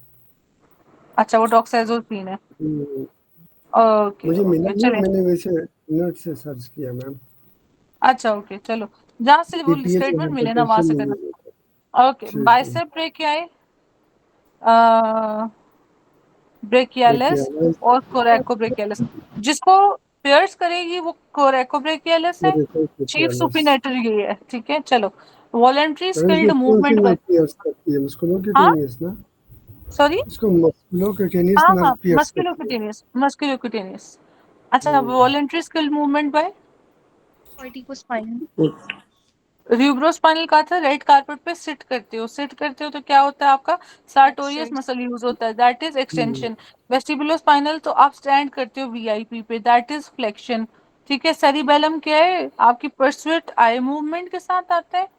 उसके अलावा बाकी सब सबको पता है, वो रोटियों वाली कहानी और बाकी सब। मुझे लग रहा बेजल है क्या वो है? जब हम लोग बैठते हैं तो वो क्या है, ग्रेविटी मसल्स। अच्छा हाँ, जब हम ये लोग वाला, बैठ रहे ठीक होते है। हैं वो फ्लेक्सर्स नहीं होते, या मुझे मैं गलत करी? अच्छा मतलब जब यार, हम ये लोग बैठते ग्रेविटी, हैं इसका मैडम भी ये मैंने रेड एक, कार्पेट वाला नहीं है, रेड कार्पेट पे बैठ गया, ये आज तक नहीं समझ लगी, ये समझा देना। मैम आपने बैठा बहुत अच्छा हुआ है समझाया बस, था, लेकिन शायद वो कंफ्यूज रेड करी हूँ कार्पेट पे कि जब बैठ हम लोग गया, ये बैठते हैं क्या समझ? तो वो ग्रेविटी और ग्रेविटी वाले एक्सटेंसिव मसल्स होते हैं, ठीक है। अच्छा डॉक्टर इन्हें तो क्लियर हो गया। आप मुझे, नहीं नहीं, बैठने वाला क्या है डॉक्टर साहब? बैठने वाला जो होगा वो एक्सटेंसर्स जो होते हैं वो हमारे पास एंटी ग्रेविटी होते हैं, और फ्लेक्सर्स, नहीं फ्लेक्सर्स, यार मैं कंफ्यूज कर रही हूँ, मुझे नहीं पता। एंटी ग्रेविटी मसल्स एक्सटेंसर्स होते हैं ना, एक्सटेंसर्स आपके जो होते हैं वो एंटी ग्रेविटी हैं। हाँ जी, एंटी ग्रेविटी है, ठीक है, ये एंटी ग्रेविटी, ठीक है। ये वेस्टिबुलो स्पाइनल है मैम, ये मैम वो तो वेस्टिबुलो हाँ, मैं ये बताने लगी वो जो अब आप जो बोलो सही कह रहे हो, मैंने थोड़ा गलत कर दिया। वेस्टिबुलो स्पाइनल नहीं है, वो एंटी ग्रेविटी मसल हाँ, एंटी ग्रेविटी यहाँ पे है, एक मिनट, वेस्टिबुलो ठीक है। स्पाइनल। ग्रेविटी यहाँ पे है, ग्रेविटी में क्या है? फ्लेक्सर्स हैं। अब असल थोड़ा सा गलत पता है क्या हुआ, वो ये हुआ, सार्टोरियस का जब आता है ना क्वेश्चन, तो क्या आता है? Flexion at knee and flexion at अपना, वो सॉरी, नहीं कह रही हूँ, flexion at hip and flexion at नहीं, नी। नी। अब टेंशन ये एट नी। हाँ, तो सार्टोरियस का काम करना है चौकड़ी मारना इज सिटिंग, ठीक है। एक्चुअली ये कॉन्सेप्ट इधर गलत हुआ। तो जब ये फ्लेक्शन करेगा तो ये है फ्लेक्शन और ये है ग्रेविटी, ठीक है। GFR, बस अब नहीं भूलते हो। G से ग्रेविटी, F से फ्लेक्शन, R से र्यूब्रोस्पाइनल ट्रैक, ठीक है। और दूसरा फिर इससे ऑपोजिट हो गया कि वो आप स्टैंड करते हो, दैट इज बाय भी एंटी ग्रेविटी में नहीं आता। Anti gravity. Anti gravity gravity नहीं हुआ फिर? यार मैम एक सेकंड डॉक्टर साहब, रोबोट एक सेकंड, कुछ कॉन्सेप्ट गलत हो रहा है, मुझे सर्च कॉन्सेप्ट करना ठीक है। है, वो शायद निमोनिक्स में। मैडम इतना मुझ जो वेस्टिबुलो है ना वो एंटी ग्रेविटी है, और जो अच्छा, रेटिकुलो है वो भी एंटी ग्रेविटी है। नहीं मैम तो नहीं, ये ये डॉक्टर, फर्क तीन है भाई, तीन हमारे पास तीन है ना, मतलब चीजें जो एंटी ग्रेविटी में है, वेस्टिबुलो स्पाइनल ठीक है। पहले मुझे बताओ कि फ्लेक्शन क्या होती है? फ्लेक्शन इज एंगल का कम होना या एंगल का ज्यादा होना? कम होना। कम होना। फ्लेक्शन इज एंगल का कम होना, ठीक है। ये देखो, ये लोअर लिम्ब की बात कर रही हूँ, ये लोअर लिम्ब है हमारा, ठीक है। लोअर लिम्ब में ऐसे फ्लेक्शन है, अपर लिम्ब में ऐसे फ्लेक्शन है, ये एल्बो जॉइंट, ये नी जॉइंट, ये हिप जॉइंट और ये नीचे, ठीक है। तो ये आपकी फ्लेक्शन हो रही है जिसमें आप चोकड़ी मार रहे हो, ठीक है, दिस इज चोकड़ी, ठीक है। तो चोकड़ी मारे सार्टोरियस, सार्टोरियस के फंक्शन को याद रखो, फ्लेक्शन एट हिप एंड नी। तो जब आपको ये याद रहेगा ये फ्लेक्शन है, तो फ्लेक्शन के साथ आपके पास सिटिंग हो रही है, तो आपके पास एक बंदा है जो कि ये रेड कारपेट है, इसके ऊपर सिट किए हुए है, दैट इज ये बैठना, एंड बैठना इज बाय एंगल काम होकर तो फ्लेक्शन, ठीक है। फ्लेक्शन र्यूब्रो स्पाइनल या रेड न्यूक्लियस। दूसरी चीज है, जमीन पे क्या होती है, इधर ग्रेविटी, वो जो हम 10 पढ़ते हैं ना, ठीक है। तो ग्रेविटी वाले मसल्स आपके पास हैं जी एफ एंड आर, ठीक है, जी एफ आर, ठीक है।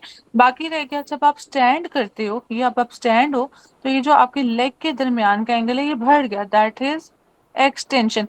तो वीआईपी आया, वो आकर इस कारपेट पे स्टैंड कर गया, तो वीआईपी, ठीक है, आपके पास वेस्टिब्यूलो वाला ट्रैक और एक्सटेंशन हो गया, and that is against gravity खड़ा है, एंटी ग्रेविटी। चलो बच्चों, अच्छा वैसे वो मुझे याद आ गया, ये भी देख लो एक दफा। रेड कारपेट पे जो बेटा ना वो भी है। और डॉक्टर शहरियार बेचारों के केस कर दिया उन्होंने उस पे।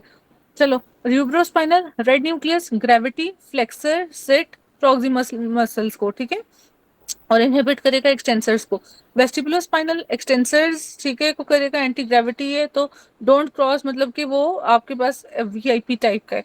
रेटिकुलोस्पाइनल, ऑडिटरी, आपके पास विजुअल, दोनों के लिए रेटिकुलोस्पाइनल, ठीक है। अब बात दफा वो रेटिकुलोस्पाइनल देगा, बात दफा र्यूब्रोस्पाइनल, दोनों को कंफ्यूज करने के लिए। बाकी ये मैंने टाइप किए हुए थे मुख्तलिफ मुख्तलिफ, तो बस ये देख लो आप लोग, बाद में देख लेना। अब हम आगे चलते हैं, बल्कि ट्रैक थोड़े से देख लो। कॉर्टिकोस्पाइनल ट्रैक, लैटरल और एंटीरियर, ठीक है, सीआरवीटीओ, ये क्या है बच्चों आपके पास, र्यूब्रोस्पाइनल, वेस्टिबुलोस्पाइनल, टेक्टोस्पाइनल, ओलिगोस्पाइनल, ये सब क्या है। कॉर्टिकोस्पाइनल पैरामिडल में आपके पास आता है, और साथ में दूसरा कौन सा था, कॉर्टिकोबल्बल, लेकिन वो भी पिरामिडल कॉर्टिको, ट्रैक्स है। हाँ कॉर्टिकोबल्बल, स्पाइनल और बाकी ट्रैक्स सारे, मतलब वो एक्स्ट्रा पिरामिडल है, वेस्टिबुलर भी। जी, ठीक। बाकी एक्स्ट्रा पैरामिडल है। चलो बच्चों, what is true about bronchopulmonary segment. 3 to 5। इसके अंदर 3 to 5, और वो यूं भी पूछते हैं अपर से लोअर, 3 to 5 है अपर में, मिडल में और लोअर में। मिडल का पूछता है मीडियो बेजल और मीडियल और लैटरल। अगले दिन उसने लेफ्ट लोअर लोब का आपके पास पूछा था, 7th वाला, तो वो कौन सा था, मुझे कौन बता रहा है। तो मीडियल बेसल। मीडियल, मीडियल और पता नहीं क्या सुपी पोस्टीरियर, इस तरह कुछ था। Interior, medial, basal. या एंटीरियर है पोस्टीरियर है, ऐसे है लोअर 7 सेगमेंट। अब देखो ये आप लोगों को साथ कोरिलेट करोगे तो एंड तक याद रहेगी, नहीं तो इन इन उसका भी करने का कोई फायदा नहीं है, ठीक है। उसका नाम है आपके पास एंटीरो मीडियो बेसल, ठीक है, एएमबी या बीएम में जितना भी करना। बेबी और ये वाले का मीडियल लैटरल पूछता है, baby prefer feed instead of, हाँ जी doctor Yusuf, left left soft palate. Soft palate. तो आगे आपके पास हार्ड पैलेट है ये वाला, फिर यूविला के साथ ये पीछे सॉफ्ट पैलेट पड़ा है, मस्कुलर जोन सी है। हार्ड जोन है वो आपके पास बेसिकली ये है, ठीक है, शेल से जो बनता है। टेंसर विलाई पैलेटिनी नर्व सप्लाईज, ये तो आज हमने किया भी था। जी इसीलिए आपसे पूछा है। तो टेंसर विलाई मैं बाथरूम पैलेटिनी गया नर्व था सप्लाईज, ट्राइजेमिनल। ट्राइजेमिनल की मैंडिबुलर डिवीजन, ठीक है। अच्छा जी, after how much time first simeterian आज का बिकम डेरिवेटिव एक्टिवेटेड, किया। हाँ जी। अच्छा जी, after how much time simeterian becomes activated. 10 to 45 minutes। Simeterian, yes. चलो, इसके बाद in alcoholic intoxication increase urinary output due to inhibition of what, ADH। ADH. ADH का नॉमिनल काम क्या है, वाटर एब्जॉर्प्शन सही बताना एब्जॉर्ब है करा ना लेना। वाटर हाइपर ब्लड में। Super saturated concentrated urine water absorption, ठीक है, तो वो ऑस्मोलर ज्यादा हो जाएगा यूरिन, ठीक है। अब एडीएच की 2 कंडीशन होती है, एक जिसमें एक्सेसिव है, एक जिसमें डिक्रीज्ड है। एक्सेसिव किस में रिलीज हो रहा है, एसआईडी, एडीएच में। SIDH। इसमें मुझे बताओ कि ऑस्मोलैरिटी का क्या डिफरेंस होता है, क्या होती है ऑस्मोलैरिटी, 2 समथिंग थी। ज्यादा इसमें 290 ब्रेक हाइपोलिपिडीमिया पॉइंट हो है, रहा होता है ना, अगर इसमें 290 से ना, हाइपोलिपिडीमिया ज्यादा हो रहा है, मतलब मतलब प्लाज्मा की हाइपोलिपिडीमिया पट्टी। बेसिकली हो रहा होता है। और ओके, ऑस्मोलैरिटी मतलब आपकी कम हो रही होती है ना? इसके अंदर हाँ यूरिन की बढ़ती है। मैम, इसमें सॉरी मतलब बेसिकली आपके पास सोडियम बहुत ज्यादा यूरिन कम हो रहा की होता है ना, यूरिन की हाइपोनेट्रीमिया हो जाता है ऑस्मोलैरिटी एसआईटीएच में। अच्छा, आवाज बड़ी वो हो रही है डिस्टॉर्ट। जी जी, बोलो बोलो। मैं ये कह रही मैडम हूँ कि इसमें आपका बेसिकली एसआईटीएच में आपका हाइपोनेट्रीमिया हो रहा होता है ना, सोडियम बहुत ज्यादा कम हो रहा होता है। सोडियम क्यों कम हो रहा था डॉक्टर वो साहब? उसकी रीजन मैम ये है ना सोडियम इसलिए कम हो रहा होता है कि वो मैडम, डायलू एक्सेसिव वाटर सिक्रीशन हो रही होती है और बॉडी उसको कंपेंसेट करने के लिए एल्डोस्टेरॉन वो जब ऊपर जाता है ना, तो एएनपी और बीएनपी की वजह से रैस वो इनहिबिट हो जाता है। एल्डोस्टेरॉन नहीं आता, जब एल्डोस्टेरॉन नहीं आता तो वो सोडियम को एब्जॉर्ब नहीं करता और सोडियम निकल रहा होता है बॉडी से बाहर, तो सोडियम ब्लड में कम हो रहा होता है, तो इसी वजह से इसमें यू वॉल्यूमिक हाइपोनेट्रीमिया हो रहा होता है ना, वो जो एक उन्होंने बात जी मैडम जी। स्पेसिफिक इसमें होती है। मैडम तो इसी वजह से कि वॉल्यूम आपके पास कम रहता है, क्योंकि जितना वो एब्जॉर्ब कर रहा है उतना ही वापस वो बॉडी से बाहर भी निकाल रहा है, लेकिन सोडियम जो है ना वो आपके पास एब्जॉर्ब नहीं हो रहा होता, तो मैडम हाइपोनेट्रीमिया हो रहा होता है। तो ओके जी डॉक्टर। ऑस्मोलैरिटीज की उसी वजह से जी जी। वो हो रही होती है। ओके मैडम जी इसके डॉक्टर अंदर यूसुफ। मुझे जहाँ तक मुझे पता है मैडम, इसमें ये होता है कि एडीएस ज़्यादा होता है। जब एडीएस ज़्यादा होता है ना तो उसने वाटर को ज़्यादा एब्जॉर्ब करना है। हाँ जब हाँ। ज़्यादा ऑब्जॉर्ब हो जाएगा तो ऑटोमेटिकली हमारा एज कम्पेयर टू बाकी वॉल्यूम के साथ ना सोडियम कम बढ़ जाएगा। उसको डाइल्यूशनल हाइपोनेट्रीमिया कहते हैं। नहीं, इसमें दोनों। डायल्यूशन नहीं होता, इसमें ई इसमें 2-3 होते हैं, लेकिन जो इसकी स्पेसिफिक है ना, जो उसमें इसमें भी लिखा है फर्स्ट एड में भी, ई वॉल्यूमिक हाइपोनेट्रीमिया, ये इसका खास स्पेसिफिक पॉइंट है। डॉक्टर ज़ुमरा, इसमें होता यू वॉल्यूमिक हाइपोनेट्रीमिया ही है, जैसे डॉक्टर ज़ाहरा कह रही हैं। ज़ारा डाइल्यूशनल कह रही हूँ। हाइपोनेट्रीमिया इस कंडीशन में नहीं होगा, लेकिन वो डॉक्टर यूसुफ भी सही कह रहे हैं। इस केस में हम इसको नाम यू वॉल्यूमिक हाइपोनेट्रीमिया का ही देते हैं, वो वही वाला सारा कंसेप्ट है, रेनिन एंजियोटेंसिन जो ऑस्मोलैरिटी डॉक्टर कितनी का नाम होगी? बताया। लेकिन जो आप पूछ रहे हैं ना, वो ऑस्मोलैरिटी से रिलेटेड जो क्वेश्चन आता है, वो जी एसआईएडीएच जी। में ये होता है कि यूरिन की ऑस्मोलैरिटी बढ़ी हुई होती है। ठीक है, अब हम्म डिपेंड करता है प्लाज्मा ऑस्मोलैरिटी पे। मेन हम प्लाज्मा हम्म ऑस्मोलैरिटी को ही देखते हैं, क्योंकि यूरिन की हम्म ऑस्मोलैरिटी बढ़ी होती है डिहाइड्रेशन में भी और एसआईएडीएच में भी। हम्म प्लाज्मा जो ऑस्मोलैरिटी होती है ना, उसको देख के हम लोग करते हैं। अब उसके लिए है, अगर तो वो 290 से कम है प्लाज्मा ऑस्मोलैरिटी, तब हम लोग उसको हम्म कहेंगे एसआईएडीएच है। लेकिन अगर हम्म वो हमें देता है क्वेश्चन में ज्यादातर 300 मिली ऑस्मोल ना, तो हम्म प्लाज्मा ऑस्मोलैरिटी अगर 300 है तो उसको हम लोग नहीं कहेंगे उसको एसआईएडीएच है, उसको हम्म। हो सकता है वाटर डेप्रीवेशन या dehydration. Okay okay okay. Ma'am ठीक है मैं चलो। बताती हूँ, ये एक क्वेश्चन था इसके 19 में, जी जी। जिसमें जो है कि primary physiologic change associated after alcohol consumption. Hmm intoxication तो नहीं पूछा गया, लेकिन इसका राइट आंसर जो है वो डिक्रीज यूरिन स्पेसिफिक ग्रेविटी है। ऑप्शन इस तरह है इसके, ये ऑप्शन चेंज है। तो उसमें एक्सप्लेनेशन जो दी हुई है ना, वो मैं पढ़ के बताती हूँ। After alcohol consumption, primary physiologic change is decreased urine specific gravity, which occurs due to diuretic effect of alcohol. Alcohol inhibits the secretion of antidiuretic hormone from the posterior pituitary, reducing water reabsorption in kidneys. This leads to increased urine output. तो urine output की वजह से ये जो है ना diuresis effect हो रहा है। And dilute urine will be and dilute urine with a lower specific gravity.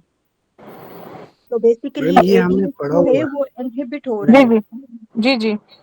अच्छा डॉक्टर बुशरा, आपने ना इसकी पिक्चर ग्रुप में शेयर कर देनी है, ठीक मैं है? शेयर कर देती अच्छा हूँ। ओके बच्चों, डॉक्टर ज़ारा है, doctor Samiya, doctor Yusuf and doctor Bushra, शाबाश आप लोगों को। ठीक है, सबसे पहले तो डॉक्टर ज़ारा को सबसे ज़्यादा वाली उन्होंने सारा एक बिल्कुल प्रिसाइज सा ये कॉन्सेप्ट दे दिया, ठीक है? फिर बाकी सबको इक्वली, सॉरी मैं आगे मजीद इसको पार्शियल नहीं करूँगी, ठीक है? तो खैर मैम बाकी सबको जी जी।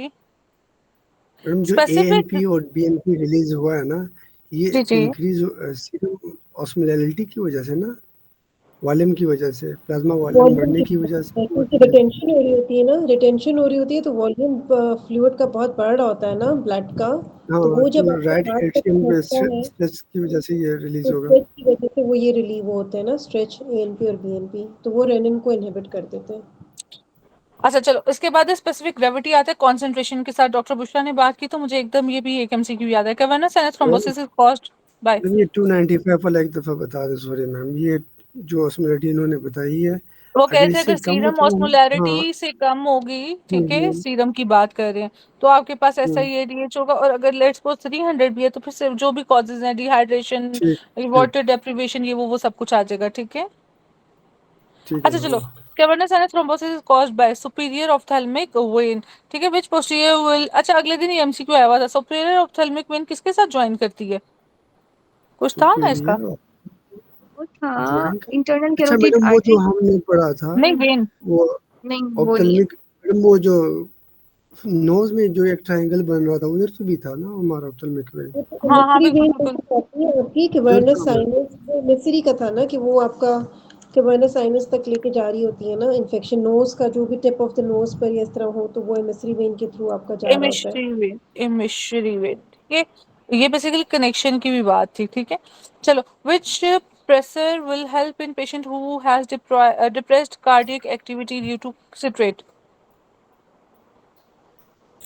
यार इसका बहुत लेट हो जाएगा, जल्दी करो, मैंने 5 बजे मैम आज क्लास और जल्दी स्टार्ट की थी। इसमें क्वेश्चन का जो है वो गलत नहीं है। क्या? कैल्शियम, मैम इसमें ना सिट्रेट की वजह से क्या होता है, हाइपोकैल्सीमिया होता है ना, वो कैल्शियम के साथ बाइंड कर जाता है। जब वो अच्छा कैल्शियम के साथ बाइंड करेगा तो हाइपोकैल्सीमिया हुआ। हाइपोकैल्सीमिया ने क्या कराना है, कार्डियक अरेस्ट कराना है, कार्डियक एक्टिविटी को कम कर देना है। तो हाँ, तो हम ये लोग मैकेनिज्म कैल्शियम अगर चैनल गलत था लिखा। ब्लॉकर की जगह आईवी कैल्शियम ग्लूकोनेट देते हैं। मे बी यहाँ पे ऑप्शन का थोड़ा हो, लेकिन कैल्शियम चैनल ब्लॉकर नहीं देते हैं। यस मैम, वो हाइपोकैल्सीमिया में तो डायस्टोलिक अरेस्ट तो होता था, लेकिन मैम बाकी जो है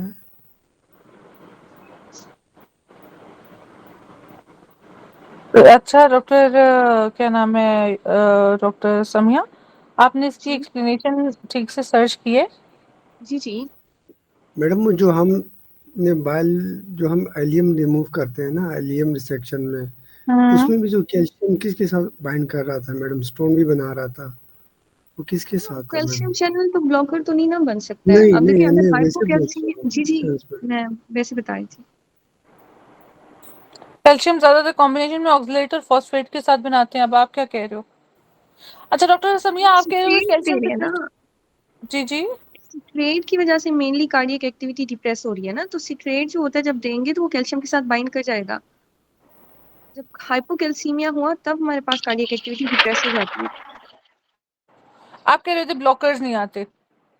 हाँ, आईवी कैल्शियम ग्लूकोनेट दे सकते हैं क्योंकि हमारे पास ऑलरेडी कैल्शियम कम है। चलो मे बी कोई सुटेबल उसके आंसर ना हो तो फिर इसलिए इन्होंने ये कर दिया, ठीक है, बट फिर भी स्टेटमेंट्स में ये रिकॉल्स का थोड़ा सा इशू होता है। आपके कॉन्सेप्ट्स अगर क्लियर हैं तो आप की तक पहुंच जाओगे, उन्होंने जस्ट स्टेटमेंट्स पूरे किए हैं। अब तो ये जिसका क्वेश्चन आया उसी को पता होगा क्या है क्या नहीं है, ठीक है। बैक ऑफ द माइंड अगर आपके पास ये 4 एमसीक्यू हैं, फिर इसमें से सूटेबल कौन सा है, ठीक है, फिर आपने ये देखना है। अपना कॉन्सेप्ट अच्छा रखो, that is really very good, ठीक है, जिसने आप साथ में आईवी कैल्शियम ग्लूकोनेट का भी ऑप्शन दे रहे हो। मगर अगर नहीं है तो फिर आपने फिर सेकेंडरी किसको पिक करना है वो, ठीक है, ये सीपीएसपी इसी तरह ही चलती है। आपको कॉन्सेप्ट पता सब कुछ है, आपका आंसर नहीं है, तो फिर सेकंड में आपके पास वो है जो फर्स्ट प्रेफरेंस पे आएगा, उसके बाद जो डेफिनेटिव आंसर है उसके बाद peripheral neuropathy is caused by. इसके अलावा क्या होता है इसमें, टीथ में कौन सी लाइंस आती हैं? Sorry, Bruton lines. ब्रूटेंस। उसके वो बाद मुझे बताओ कि रिस्ट स्टेपलिंग भी उधर होता है ड्रॉप। ना, हाँ जी। रिस्ट ड्रॉप भी इसी में होता है। हाँ जी, इसके अलावा क्या होता है, कॉग्निटिव डिसफंक्शन भी होता है, और क्या होता है इसके अलावा, लेड पाइप का रस्टी उसके एंसेफेलोपैथी। साथ। हाँ, एन्सेफेलोपैथी भी आती है, लेड की बैटरीज भी होती हैं, और साथ में रस्टी जो है ना वो पाइप्स वगैरह के साथ। इसका वो क्या है अपना एंटीडोट, चिलेटिंग एजेंट। या हाँ चिलेटिंग जो भी है, क्या होता है? फिरोचिलेटेस। सॉरी, फिरोचिलेटेस है, कंफर्म और नहीं कोई मुझे। बताओ जो आपके पास आंसर आता है। लियोपोरिन तो मॉल नहीं है किसमें था मैम? मैम? नहीं, टाइम मर के वो तो सॉरी, उसमें था, मीथोट्रिब्यूट में था ल्यूकोरिन। मैडम वो जो हमने उसमें भी पढ़ा था डाइक्यूमेरोल और सेरिब्रोस्टिक एनीमिया, कोरिन है डायक्यूमेरॉल डाइक्यूमेरोल, और डाइक्यूमेरोल, डायक्यूमेरॉल और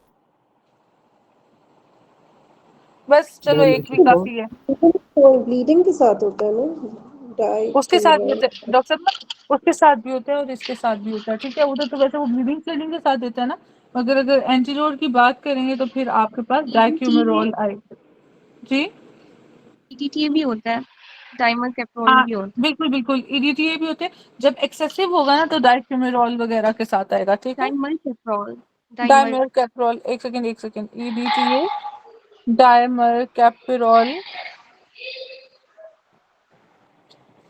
और साथ में मैम सक्सीमेड का कुछ है? किसका, इसके साथ मैम 3 थे एक्चुअली।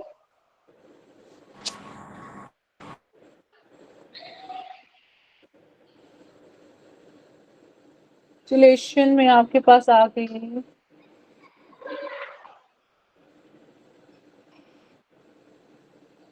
ये किसका लेड पॉइजनिंग के साथ एमसीक्यू आता है वो मैम क्या होता है? मैडम वो क्या आता है डॉक्टर साहब? बेजोफिलिक स्टिफनिंग के साथ हम मुझे आया था मैडम। लाइट का yes ma'am lead ma'am. Poisoning के साथ जो एमसीक्यू आता है वो क्या आता है, किसी को याद है? यही होता है एक तो कॉग्निटिव रिस्ट डिसफंक्शन और इसी के साथ था। रिस्ट ड्रॉप नहीं, रिस्ट ड्रॉप डायरेक्टली नहीं देता, वो आपको फीचर्स देता है कि इस तरह एंड करके पे और साथ मैडम, में एंड पेरिफेरल। पे। हाँ डॉक्टर, आप कौन सा कह रहे हो डॉक्टर ज़ारा? मैम मुझे याद नहीं आ रहा था, मैंने सुबह किया था या कल किया था, एक लेड पॉइजनिंग के साथ भी आया हुआ था ना वो एमसीक्यू, वो यही था पेरिफेरल न्यूरोपैथी या कुछ और चीज थी इसी उसमें तरह आता है कुछ? वो, रिस्ट ड्रॉप और इसी के साथ है। इसके अलावा तीसरा मैंने नहीं देखा। नर्वस सिम्टम्स देगा, पेरिफेरल न्यूरोपैथी देगा, रिस्ट ड्रॉप देगा या रेडियल नर्व के फीचर्स देगा, ठीक है बस। फिर अगर डायमेर्केप्रोल बायोकेमिस्ट्री में आपने किया ना तो यही लेड ही है। बायोकेमिस्ट्री में उसके एमसीक्यूज में लेड ही लिखा हुआ था, पेरिफेरल जी, वो न्यूरोपैथी। टॉपिक ही लेड पॉइजनिंग का था ना, वो पिक्चर भी मैंने दिखाई थी। चलो आज एक दफा बायोकेम देख लेंगे पढ़कर। Test example of, special special visible special effects. Ma'am ठीक है। ऑफ अब बताओ antibodies of importance in primary sclerosing cholangitis, PSC में कौन से? अम्मा जी किधर है? एंटी अम्मा एक सेकंड हेमाटोटोसिस। ठहरो। नहीं वो बिलियरी वो सिरोसिस तो है, PBS। पीबी हाँ एस था। ठीक है, वो बी अम्मा जी इसके साथ है। प्राइमरी स्क्लेरोजिंग कोलिंजाइटिस के साथ के एंटी न्यूट्रोफिलिक साइटोप्लाज्मिक एंटीबॉडीज। अब मेडिसिन वालों को चाहिए यहाँ पे ये अनका पिक्चर ले लें इसकी, और इधर से आप लोग इकट्ठा करना शुरू कर दो अपनी सारी एंटीबॉडीज और सारी जो मार्कर्स हैं वो, ठीक है। और फिर इसका एक पूल बना लें, पिक्चर बना के कैम स्कैन में डाल लो, ठीक है। Young man had injury neck some with some sharp object 1 year, पता नहीं कितने ईयर को। He noticed bulging swelling above the clavicle, sneezing and coughing. The swelling is most probably injury to suprapleural membrane. सुप्राप्लूरल Un membrane substantial. ठीक है, वही ये मैंने अगले वही दिन दिखाया था। ये सर्वाइकल प्लूरा के ऊपर यहाँ पे एक मेम्ब्रेन होती है, वो डैमेज होती है, ठीक है। जब भी एपिकल। आपके पास, हाँ जी, क्लेविकल का रिलेशन आएगा। The best available approach of sero positive HIV infection is test repeat करेंगे हम लोग अदर मेथड्स से। Test, okay, by the method the interpretation of Widal acceptable 160 HO both C option. CHO, ठीक है 160। Somatic system supplies what? Skeletal, smooth, cardiac. Skeletal muscle. Somatic, skeletal. Which of the following stage of haemoglobin production? तो doctor Samia, कल आपने पूछा था, इसका जवाब जरा आप दें। अल्लाह खैर करे, वो पूछा था मैंने लेकिन लेट रिस्पॉन्स आया था, मैं खुद देख लेती हूँ। अच्छा देखा नहीं था आपने, चलो रहने दो, मैं मैम इधर करा देती हूँ, छोड़ो। CNORE was the mnemonic. C से आपके पास फर्स्ट स्टेज कौन सी है? प्रो, नहीं नहीं फिर अर्ली, फिर इंटरमीडिएट और फिर लेट, मैम वो बोला उसकी नहीं, बात सब कर रही हाँ जी हाँ जी, उससे पहले सबसे पहले सी से एक है। मुझे साइटो कल भी साइटोब्लास्ट, ठीक है। तो इसमें साइटोब्लास्ट। सेल के क्लस्टर्स बनेंगे। फिर है नॉर्मोब्लास्ट, ठीक है। नॉर्मोब्लास्ट के बाद है रेटिक्स, और फिर है आपके पास एरिथ्रोसाइट्स। अब आ जाओ आप नॉर्मोब्लास्ट पे। नॉर्मोब्लास्ट का मैंने एक बड़ा इजी सा रखा था, सैड एंड पिल्स, ठीक है। तो आपके पास क्या है? मैंने सैड के आगे लिखा था सैड DP, DP सैड होती है ना, ऐसे सैड DP, ठीक है। तो ऐसे आपके पास है सिंथेसिस होती है HB की इन प्रो। इसमें भी एक सीक्वेंस है, early is greater than pro और pro is greater than early. Madam pro is greater than early. वो पहले होता है फिर अर्ली होता है? फिर इसके बाद आपके पास है ए से सिंथेसिस, अच्छा, आई से इंटरमीडिएट में अपीयर करेगा HB, ठीक है। अब लेट में बेसिकली P याद रखना, DP डिसअपियर नहीं याद रखना, क्योंकि HB डिसअपियर नहीं करता। P से मैक्सिमम प्रोडक्शन, प्रोडक्शन अगर इसमें, तो फिर रहेगी पीछे कॉन्सेंट्रेशन RC, ठीक है। सेट DP रेस ठीक है, सैड डीपी रेस, इसमें ठीक है, replace disappear. Concentration of HB. अच्छा चलो, अब लेट नॉर्मोब्लास्ट में डिसअपियर हो गया। अब यहाँ पे आप लोग एक चीज अच्छे से याद करो, एक होता है न्यूक्लियोलाई, न्यूक्लियोलाई, एक होता है न्यूक्लियस। अर्ली में अपेयर, सॉरी प्रो में अपेयर, और अर्ली जो नेक्स्ट स्टेज है उसमें डिसअपियर कर जाएगा न्यूक्लियोलाई। फिर प्रो में अपेयर करेगा न्यूक्लियस इधर, बस इसके बाद ना तो इंटरमीडिएट में ना लेट में, किसी में भी नहीं है, क्योंकि प्रो के बाद इधर अर्ली फेज भी आता है, ठीक है। तो यहाँ पे ये डिसअपियर कर जाएगा न्यूक्लियोलाई। अब न्यूक्लियस प्रो में अपेयर किया, अर्ली में भी मौजूद है, इंटरमीडिएट में भी मौजूद है, D is disappear for the nucleus that is in late, ठीक है। तो इस तरह याद रख लो, न्यूक्लियाई फर्स्ट वाले में प्लस, और न्यूक्लियस तमाम तीनों में एक्सेप्ट ऑफ लास्ट वाला, किसमें, कनोर का नो में, ठीक है।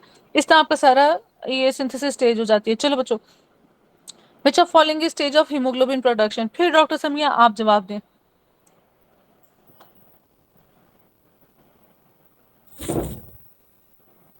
इसमें दो चीजें होती है ना, एक तो हीमोग्लोबिन प्रोड्यूस स्टार्ट हुए और एक लेट मैक्सिमम हीमोग्लोबिन प्रोडक्शन। अब नहीं, इसमें दैट कौन इज सा सिंथेसिस डॉक्टर साहब, that is synthesis doctor Zara. Synthesis अच्छा जो स्टार्ट है ना, ओके ठीक है, ये इसीलिए okay synthesis then appearance and then piece production, ठीक है। सिंथेसिस में आपके पास प्रो और अर्ली का है, फिर अपीयरेंस में इंटरमीडिएट है, दिस प्रोडक्शन में लेट है, और कंसंट्रेशन में रेटिक है। ओके, ये सेट पिल्स ये याद रखोगे सब हो जाएगा। ये बड़ा एक इजी सा है, फिर भी अगर याद नहीं हो रहा तो इसको 2-3 दफा प्रैक्टिस करो। तो ये होगा आपके पास।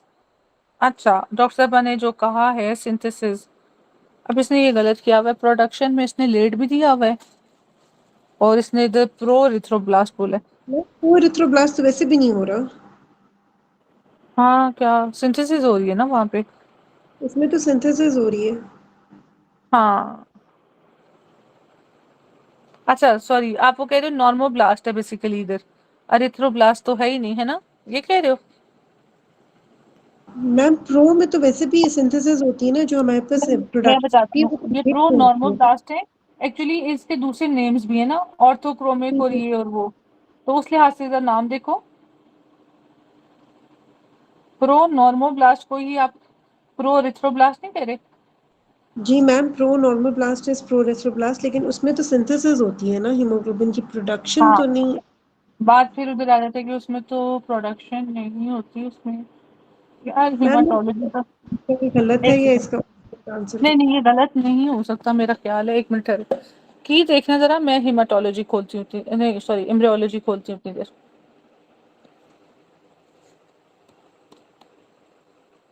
407,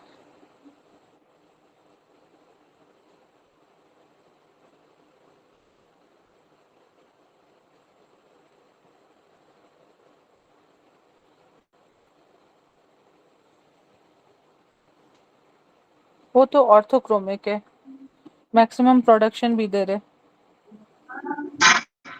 वो फिर की गलत है, क्योंकि pro normal blast is pro erythroblast, इधर सिंथेसिस ही है, प्रोडक्शन जोन सा ये है। मे बी वो अगर मैक्सिमम के साथ डाले तो लेट डालोगे, फिर यही हो सकता है, अगर बहुत ही भी जोड़ना है तो सिंथेसिस और प्रोडक्शन को एक ही कह रहा हो, मगर मैक्सिमम प्रोडक्शन फिर इसी को कह रहा हो। अब सीपीएसपी को हम कुछ नहीं कह सकते इस पे ना, समझ लगी डॉक्टर ज़ारा, इसलिए मैं भी ये किया हो। बाकी की करेक्ट मतलब मुझे नहीं पता हुई है या नहीं हुई, ideally it should be late normoblast, ठीक है, अकल का तकाजा तो यही कहते हैं, और अगर मैक्सिमम हो जाए तो मोस्ट सूटेबल यही है। बाकी अगर उसके लिहाज से चलो एचबी प्रोडक्शन, तो सिंथेसिस एंड प्रोडक्शन आर इधर वे, both are the same thing, ठीक है। तो मे बी इसलिए, बट आई डोंट नो, इसकी की देख लेना एक दफा, आइडियली लेट नॉर्मोब्लास्ट ही होना चाहिए। Yes ma'am. ठीक है, इसका आइडियली आपका यही होना चाहिए, लेकिन चलो, patient is schizophrenic taking antipsychotic presented with anticholinergic sign and symptom, drug responsible is,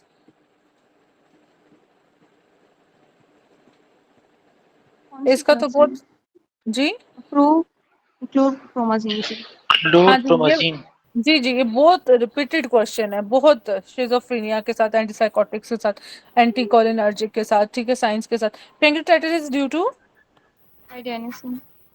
हाँ जी, ठीक है, पेंक्रियाटाइटिस। शाबाश, ये भी मोस्ट रिपीटेड है। A person got head trauma on occipital lobe. This is duplication of visual cortex and brain. Visual cortex receive fibers from lateral, medial, insular, tectum, Lateral lateral geniculate. geniculate body। lateral geniculate body से कौन से वो आते हैं आपके पास fibres? Radiations. Radiation. और इधर terminate कौन करते हैं? Optic fibers. ट्रैक्स ट्रैक्स, ठीक है। अच्छा, okay, what is insula? Ma'am ये टेम्पोरल लोब के अंदर embedded structure, that is insula. What is tectum? Tectum कहाँ पे? मैम मिड ब्रेन और Mid जी, brain. मिड ब्रेन, ठीक है। सिमिलर अगर इन्होंने स्ट्रक्चर भी किया था तो वो कहते हैं ये आपके पास, लेट्स सपोज, मैडम वो पीछे, बिल्कुल पीछे। हाँ पीछे, बिल्कुल पीछे, ठीक है। कितना पीछे? पोस्टीरियर मोस्ट ब्रेन से में जो हमने पढ़ा था मैडम। यस, इधर ही। यहाँ पे। और यहाँ पे क्या होता है आपके पास? रेटिकुलम कोरोना रेडिएटा, ये कोरोना रेडिएटा होता है। तो इधर आगे क्या होता है? आगे एक आपके पास ट्रैक्स जा रहे थे ना। ट्रैक्स है, हाँ। तो वो कहता है कि कोरोना रेडिएटा और ये ट्रैक्स के दरमियान, मतलब इसके पीछे क्या पड़ा है आपके पास? एंटीरियर क्या पड़ा है? ये एंटीरियर, ये पोस्टीरियर है। तो एंटीरियर ये पड़ा हुआ है आपके पास कोरोना रेडिएटा, या फिर टेक्टम का स्ट्रक्चर दे देता है, ठीक है। चलो आगे चलो। पेशेंट विद कॉलिक, इनका ना एक दफा आप लोग स्ट्रक्चर्स देख लेना, डायग्राम, ठीक है। Patient has colic pain since last 3 months. After complete evaluation, he has gone through cholecystectomy. Less bile after cholecystectomy can lead to सीटोरिया, ठीक है। अच्छा, किसी ने उस दिन सीटोरिया का मुझसे वो सीक्वेंस पूछ रहे थे, मुझे नहीं पता किसने पूछा था, बट है हमारा डिसाइड क्या हुआ था मैडम बेसिकली? उसमें ये था कि आइलियम इज ग्रेटर देन, हाँ आइलियम, पेंक्रियाज और जीबी। अब बताओ। सबसे ज्यादा पेंक्रियाज है, देन आइलियम, पेंक्रियाज, अच्छा। हाँ, pancreatectomy is greater than ileum, and then at the end we'll go for gallbladder. Pancreas, ileum and GB. मुझे वैसे आइलियम, आई डोंट नो, क्योंकि एब्जॉर्प्शन तो आइलियम ने करनी है ना। मैम जो हमने एक एमसीक्यूज में पढ़ा था ना, उसमें उन्होंने आइलियम ही किया था, लेकिन जब हमने पेंक्रियाज का देखा, पेंक्रियाज सबसे ज्यादा था। ओके, लाइपेज होता है ना, तो अगर वो एंजाइम्स ही नहीं होंगे तो डाइजेशन नहीं होगी, तो उसकी वजह से कुछ है इसका। अच्छा, मतलब इंटेस्टाइन में भी जो पेंक्रियाटिक लाइपेजेस आते हैं उनका एक्शन आएगा, तो फिर इंटेस्टाइन से एब्जॉर्प्शन होगी। अगर पेंक्रियाज ही नहीं होगा तो फिर इंटेस्टाइनल एब्जॉर्प्शन, इंटेस्टाइन का ये आइलियम का पार्ट भी होगा तब भी नहीं होगी। डॉक्टर ज़ारा ऐसे कह रहे हो? मैम बिल्कुल, मुझे लगता है ऐसे ही है। अच्छा, इसका ना सीक्वेंस असल कंफर्म नहीं हुआ मुझे अभी तक। जिसकी कोलेस्टेक्टमी हुई होती है वो भी ठीक गुजारा कर रहे होते हैं ना, जो पेंक्रियाज वाले हैं ना मैडम, वो तो बिल्कुल बस बेचारे लाइपेज जी का डॉक्टर, बहुत ज्यादा हुआ है मैडम। गाल का तो हर दूसरे तीसरे बंदे का वो होता ही नहीं है, रिमूव किया होता है उसने। जी डॉक्टर, अपना मेरा ख्याल है इसका यही सीक्वेंस होना चाहिए आइडियली। जी डॉक्टर समिया बोलो। जी डॉक्टर नमन, सीक्वेंस सेम। मैंने वैसे क्वेश्चन जो पढ़ा था एक टोटल पेनक्रियाटेक्टमी के साथ था, और जो ऑप्शन होते हैं ना उसमें पेनक्रियाज और आईलियम कुछ ने मिला के नहीं लिखा हुआ था कहीं भी, ना तो पेनक्रियाटेक्टमी या फिर आईलियम के साथ। चलो खैर, अभी तक फिर ये हम इसी निमोनिक को देख लेते हैं, पिग को, पेंक्रियाज, आइलियम और जीबी। चल देखते हैं। वैसे इकट्ठे कभी मैंने नहीं देखे, मगर आपने सब कुछ देखा हो। मैंने तो आइलियम कभी देखा ही नहीं वैसे। सैचुरेशन ऑफ, और एक दो जगहों पे आया हुआ है कि वो बाइल एब्जॉर्ब नहीं होगा तो उसकी वजह से स्टीटोरिया वगैरह आएगा आइलियम के साथ। Saturation of oxygen is measured by, जल्दी करो यार, F700 कंप्लीट। चलो पेरेंट्स, अच्छा टाइम खत्म होने को है। 80, हाँ जी यार आवाज नहीं आ रही, बस थोड़ा देर में खत्म करने लगे। Clearance of defective non useful protein is function of, अगले दिन हमने किया था लाइसोसोम्स किया था, लाइसोसोम्स किया था, दैट वाज अनफोल्डेड, ठीक है, अनफोल्डेड लाइसोसोम। अब इधर है प्रोटीसोम्स होते हैं, हाइड्रोलाइटिक एंजाइम्स उसमें होते हैं ना। मिसफोल्डेड, अनफोल्डेड के साथ लाइसोसोम्स है। नॉन यूजफुल प्रोटीन जो कि गार्बेज है, दैट इज आपके पास प्रोटीसोम। जो डिफेक्टिव है ना, defective is something else and non useful is something else. अब इन चीजों के ऊपर फोकस करना है, ठीक है। जी। अच्छा चलो बच्चों आगे, तो आगे हमारे पास अगला एमसीक्यू कौन, अब यार पढ़ लो थोड़ा सा, मेरा गला थक गया, तो पढ़ो कोई। A female of 35 weeks pregnant came to a gynecologist. Uterus in late pregnancy is sensitive to. Late pregnancy में वही ऑक्सीटोसिन से सेंसिटिव होती है। डॉक्टर साहब आगे भी मुझे बताएं, ऑक्सीटोसिन का भी बताएं, अब आप टीचर हैं, आप बताएं सब कुछ। जी जी, क्या बताऊं डॉक्टर अमन? 20% और 20 इंटरनेशनल यूनिट 5% ये एडिमा कॉज करता है। फिर इसका आप IP3 मैकेनिज्म बताएं, फिर आप इसके रिसेप्टर्स बताएं कौन से होते हैं, अपना न्यूक्लियस कौन सा होता है पोस्टीरियर पिट्यूटरी में। पोस्टीरियर पिट्यूटरी में कौन सा मेरा हमेशा न्यूक्लियस गलत होता हो है? जाता है। सुप्रा पोस्टीरियर वेंट्रिकुलर क्या पिट्यूटरी में था? स्टोर होता है। पैरा हाँ पैरा है और वेंट्रिकल, पैरा पैरा पैरा, हर दफा मैं सुप्रा बोलती हूँ ना, इसलिए मैं बोल नहीं रही थी। चलो आगे बोलो। और अर्ली प्रेगनेंसी में, अर्ली प्रेगनेंसी में it's for estrogen and progesterone both. Progesterone ज्यादातर, ठीक है। चलो विच ऑफ फॉलोइंग, आगे चलें डॉक्टर साहब।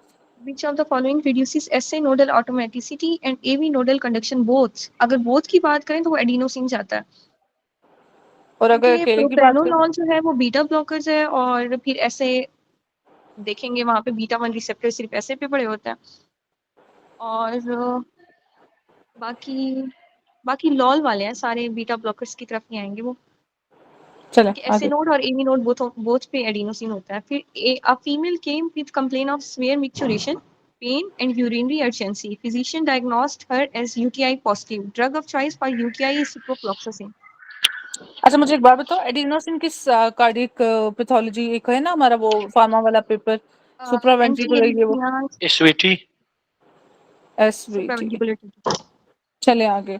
अच्छा मुझे बताएं फ्लशिंग सीडोमोनास करता है आपके और पास, सुडोमोनास, अगर यूटीआई सुडोमोनास की वजह से हो रहा है तभी हम लोग सिप्रोफ्लॉक्सासिन देंगे, वैसे ही अगर कार्डिक, सुडोमोनास का पूछ लेते। हाँ जी ठीक है ठीक है, तो सेफ्टाजिडिम, ठीक है। चलो बच्चों कार्डियक लोकल मेटाबोलाइट्स में क्या क्या होता है? चौक से याद किया हुआ है। वो सुबह भी कोई कह रहा था, चौक के लिए स्केलेटल है और कार्डियक के लिए ऑक्सीजन डिक्रीज हाइपोक्सिया और adenosine. Chowk is for skeletal. अब चौक भी बता दें, सुबह आप ही नहीं बताया था चौक doctor Samiya? Carbon dioxide, carbon dioxide, hydrogen है, हाइड्रोजन ए आयन, से एडिनोसिन, मर्क्यूरेट है, और डी के से पोटेशियम। पोटेशियम। चलो आगे। Patient is taking aspirin for heart, बढ़ो यार जल्दी करो, पढ़ना भूल A जाते। patient is taking aspirin for his heart problems. Which one of the following is the exact mechanism action of aspirin? Cyclooxygenase और thromboxane दोनों को inhibit करेगा, मतलब सी ऑप्शन। और इसका आप सारा कुछ बताओ, एस्पिरिन का क्या क्या याद है? एट लो डोज, एस्पिरिन है शॉर्ट किस में करती है और ज्यादा डोज हो तो किस में करती है? शॉर्ट जो होगी वो साइक्लोऑक्सीजिनेस था, थ्रोम्बोक्सेन्स था, और ज्यादा अगर देंगे तो वो प्रोस्टाग्लैंडिन्स।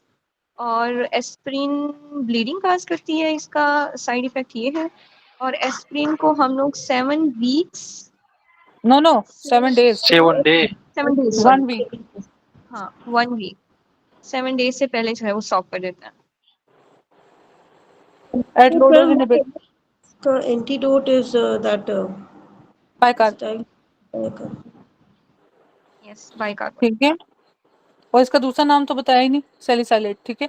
चलो पेशेंट केम टू, जी जी Come to our आगे। dentist during removal of third molar. Inferior alveolar nerve damage हुई है. Which one of the following are the pathways foramina? तो inferior alveolar nerve mandibular foramen से पास करेगी, mandible और inferior alveolar नीचे से आ रही है। अच्छा निमोनिक, मैम मैंने ना इसको ऐसे याद किया, मतलब inferior alveolar है ना, नीचे mandible है, तो फिर वो mandibular foramen से आ रही है। एक सेकंड है ना, सॉरी डॉक्टर साहब क्या याद रखा, इंफीरियर एल्विलर है तो? मैम inferior alveolar मतलब नीचे के दांतों के लिए ना, तो वो mandible नीचे के दांतों के साथ है, तो mandibular foramen से पास करेगी। ओके। दूसरा पोस्टीरियर डिवीजन ट्राइजेमिनल की, जिसमें क्या था, अली निमोनिक था, ऑरिकुलर टेम्पोरल, लिंगुअल और एस आई से क्या है, इंफीरियर एल्विलर। इंफीरियर एल्विलर का एक और होता है कि ये मेंटल फोरामेन होता है, वहां से पास करती है। फिर एक आता है आपकी ओल्ड एज में, किधर चला जाता है, ये अपवर्ड चला जाता है, ठीक है, ऊपर चला जाता है। फिर एक आता है कि इसको तो मुक्का पड़ा है, तो कौन सा आपका डैमेज हो गया है, ठीक है, मैंडिबल पे सारी सेंसेशन लॉस, इंफीरियर एल्विलर। चलो ये लास्ट एमसीक्यू डॉक्टर समिया आपका, इसके बाद डॉक्टर ज़ारा पढ़ेंगे। मैम जी मुझे एक बात बताइए, इंफीरियर एल्वियोलर आपने भी कहा कि वो मेंटल फोरामेन से बात है। मेंटल फोरामेन के साथ आते हैं, हाँ जी आते हैं इधर। मैम यहाँ तो मैंडिबुलर फोरामेन लिखा हुआ है, इंफीरियर नहीं नहीं एल्वियोलर डॉक्टर ये साहब मैं नहीं, एक मिनट। मैंडिबुलर फोरामेन इधर एक मेंटल फोरामेन पड़ा होता है, उसके साथ एक क्वेश्चन आता है कि वो क्या होता है, तो वो बुजुर्गों में ऊपर चला जाता है। ये मैं मैंडिबल की बात कर रही हूँ सही, ठीक डॉक्टर है, जारा, ठीक है। वो सही ऊपर सही। चला जाएगा, ये एक एमसीक्यू आता है। अच्छा विच हार्मोन, अच्छा डॉक्टर ये Which एमसीक्यू पढ़ो doctor hormone, Samiya. which hormone deficiency cause deficiency death in 3 to 4 days? That will be aldosterone. Adrenal insufficiency. अब बस डॉक्टर जारा पढ़े अब आगे से, 10 आपके एमसीक्यू हैं जल्दी ये से। Ma'am, which of the following causes the side effects corneal opacity? Ma'am ये तो क्लोरोक्विन है। बाकी सब बताएं। तो मैम हम देते हैं उसके लिए जीआई अपसेट्स के लिए, और टर्ब्यूटलीन, टेंजोल तो हमारे पास वो है ये जो है। नहीं ओपेसिटीज का बताओ मुझे। थायरोइडाजोन इज फॉर रेटिनल ओपेसिटी। अगला कौन सा था, कॉर्नियल था, लेंस डिपॉजिट। लेंस में एक रेटिनल की वो क्रीम थी ना, क्विनिडीन, क्लोरोक्विन थी तो, और एक मैम कॉर्नियल ओपेसिटी के लिए थे क्लोरक्विन, ठीक है। आगे लेंस के लिए मेज वाली कौन सी थी, मुझे ड्रग का याद नहीं। It was chlorpromazine type. क्लोरप्रोमेजीन, हाँ क्लोरप्रोमेजीन, ठीक है। चलो ठीक है। रेटिना के साथ थायरोइडाजोन। चलिए आगे डॉक्टर साहब, 5 ईयर वाला पढ़े। Fell from height of 12 feet, he got injured and bleeding occurs continuously for 5 minutes. Which of the following factors eventually decrease? तो हार्ट BP रेट है, decrease हो जाएगा ना। बी कम हो जाएगा उसका, ए एंड बी और बी एंड सी। तो मैम खाली या बीपी कम होगा तो फिर उसके साथ हार्ट रेट भी कम हो जाएगा, तो वो बी एंड सी। बीपी कम होगा ना तो हार्ट रेट कम नहीं होगा। बीपी कम हुआ तो बीरो रिसेप्टर फायर करना स्टार्ट कर देंगे तो हार्ट रेट इंक्रीज हो जाएगा। हो जाएगा, सही, थैंक यू। Which of चले the following are not involved in renin inhibition? Means alcoholism, TCP, or ARBS. Which of the following are not involved in calcium renin channel blocker नहीं calcium होंगे channel इसमें। Blockers. factors? चलो आगे। A patient came to dentist with complaints of heartburn. Endoscopy was done. Short gastric arteries were involved in this ulcer. Region supplied. Short gastric जो है ना ma'am, ये lesser curvature को no supply no करती no है। No no no gastric हो रही है, वो नो शॉर्ट है district greater curvature, fundus greater curvature। ये फंडस, ठीक ठीक है, है, या ग्रेटर कर्वेचर। ये मुझे ये बताओ कि जब वो connect किया एक था। प्रोसीजर करते हो, वो कहते हैं कि आपने उसको रिमूव करना है, तो ऊपर कौन सी लेके जा रहे हो आर्टरीज, तो कौन सी ये लेके जा रहे हो, इससे प्रोजेक्ट। जी एपिफ्लोइक होती है, वो मैम एपिफ्लोइक नहीं गेस्ट्रोडिनल को लेके जाते हैं। नहीं वो जब right gastro epiploic is greater then right gastric, ठीक है। ऐसे विजेक्टमी के साथ दे रहा होता है या ऐसे कुछ करके ना, ठीक है। एसोफिजियल की वो है अपना, उसको मोबिलाइज करके ऊपर लेके जाते हो ऐसे। The standard deviation from square root of what, हाँ जी वेरिएंस। चले आगे डॉक्टर ज़ारा, जल्दी से पढ़ें, टाइम हो रहा है। अच्छा ma'am, a person got heart attack and पता नहीं कौन से इतने hours नहीं ago, डॉक्टर साहब, ये total power of I in old man is approximately total power of I in old man approximately, तो मैम ये हमारे पास हो जाएगा 59 56। 59 56। डायोप्टर, ठीक है, ये याद रखना है, 59 डायोप्टर, ये हाँ इसका मैम वो तो टिपिकल। होता है, लेकिन जी कैसे टोटल उतनी एज में, ओल्ड एज में जाके इतने डायोप्टर्स कैसे रहेगा, वो तो बेचारे के वैसे ही कम हो जाते हैं। अच्छा, आप तो ऑफ्थेल्मोलॉजी वाले हो भैया, आप बेहतर जानो, लेकिन ये रट्टे मारने वाली बात है, हमने तो रट्टे मारे थे, मुझे आज तक नहीं तो याद है। नॉर्मली हमारे पास इतने ही डायोप्टर्स होते हैं ना, 59 डायोप्टर्स, जिसमें से सबसे ज्यादा 60 कॉर्निया कर रहे होते हैं और बाकी जो है लेंस और वो कर रहे होते हैं, इसलिए हम सरप्राइज के। चलिए ठीक है डॉक्टर मैम, वो साहब ओल्ड ये मैन को आपको ही वो पता हो, टोटल हम तो होगा। पनाह मांगते थे, हमें आई और ENT के ना है, उतने ही आते थे। चलें आगे। Ma'am, a person got heart attack पता नहीं कौन फोर से hours ago, he four came four to four follow. Which one of the following is investigation of choice for ischemic heart disease? अब 4 hours में है तो मैम इसको हम ड्रॉप डी। अच्छा, विद इन 4 आवर्स के साथ वो CKM भी देते हैं, ठीक है, अटैक 4 आवर्स अगो, ठीक है, अब हो गए वहीं 4 घंटे, ये चीजें विद इन, इसके कुछ नुक्तों वाली बात है। अगर कहेगा 2 to आफ्टर 4 4 आवर्स, आवर्स होता है ना, आफ्टर 4 आवर्स होता तब ड्रॉप टी होता। तो ये देखे ना, 4 आवर्स अगो, 4 घंटे पहले, तो आफ्टर ही हो गया ना डॉक्टर साहब। हाँ ये हो सकता है, ठीक है। इंग्लिश का टेस्ट है ये भाई। Haemoglobin inferior infant is how is low age of how many months, हाँ जी बच्चों, 3 3 मंथ्स पे 3 मंथ्स, उनके और बाद दूसरा, हाँ 3 मंथ्स के बाद रिसाइकलिंग, दूसरा था वो आपके पास आता है, अल्लाह भला करे, अपना किसने एचपी पे आप करोगे ट्रांसफ्यूजन, बस 2 और एमसीक्यू पे छुट्टी। 7 एचपी पे 9 ट्रांसफ्यूजन 9 करेंगे। 9 9 with thalassaemia. What is side effect of tricyclic antidepressant, जल्दी बताओ। Generalised tonic clonic seizures. ठीक है, ये इंपॉर्टेंट है। आगे बस last MCQ, what happen when facial nerve avulsion is at mastoid level, mastoid पे उड़ा दिया फिर क्या होगा, मतलब lower avulsion. Motor neuron paralysis है, तो all muscles will be paralysed, it's related paralysis होगी। सिलेटल की लिखा हुआ है, ऑल मसल पैरालिसिस, हाँ लिखा हुआ है, ठीक है जी। डॉक्टर साहबा ने अपना कॉन्सेप्ट किए, अपर मोटर न्यूरॉन। चलिए बच्चों, आज हमने काफ़ी किया, मगर स्पीड फिर भी काफ़ी कम रही है, हमें 400 के लिहाज से चलने, हम कुछ एमसीक्यू दूर थे, मगर चलें जाएं, दुआ करें, नमाज पढ़ें, हमारे ये भी करें।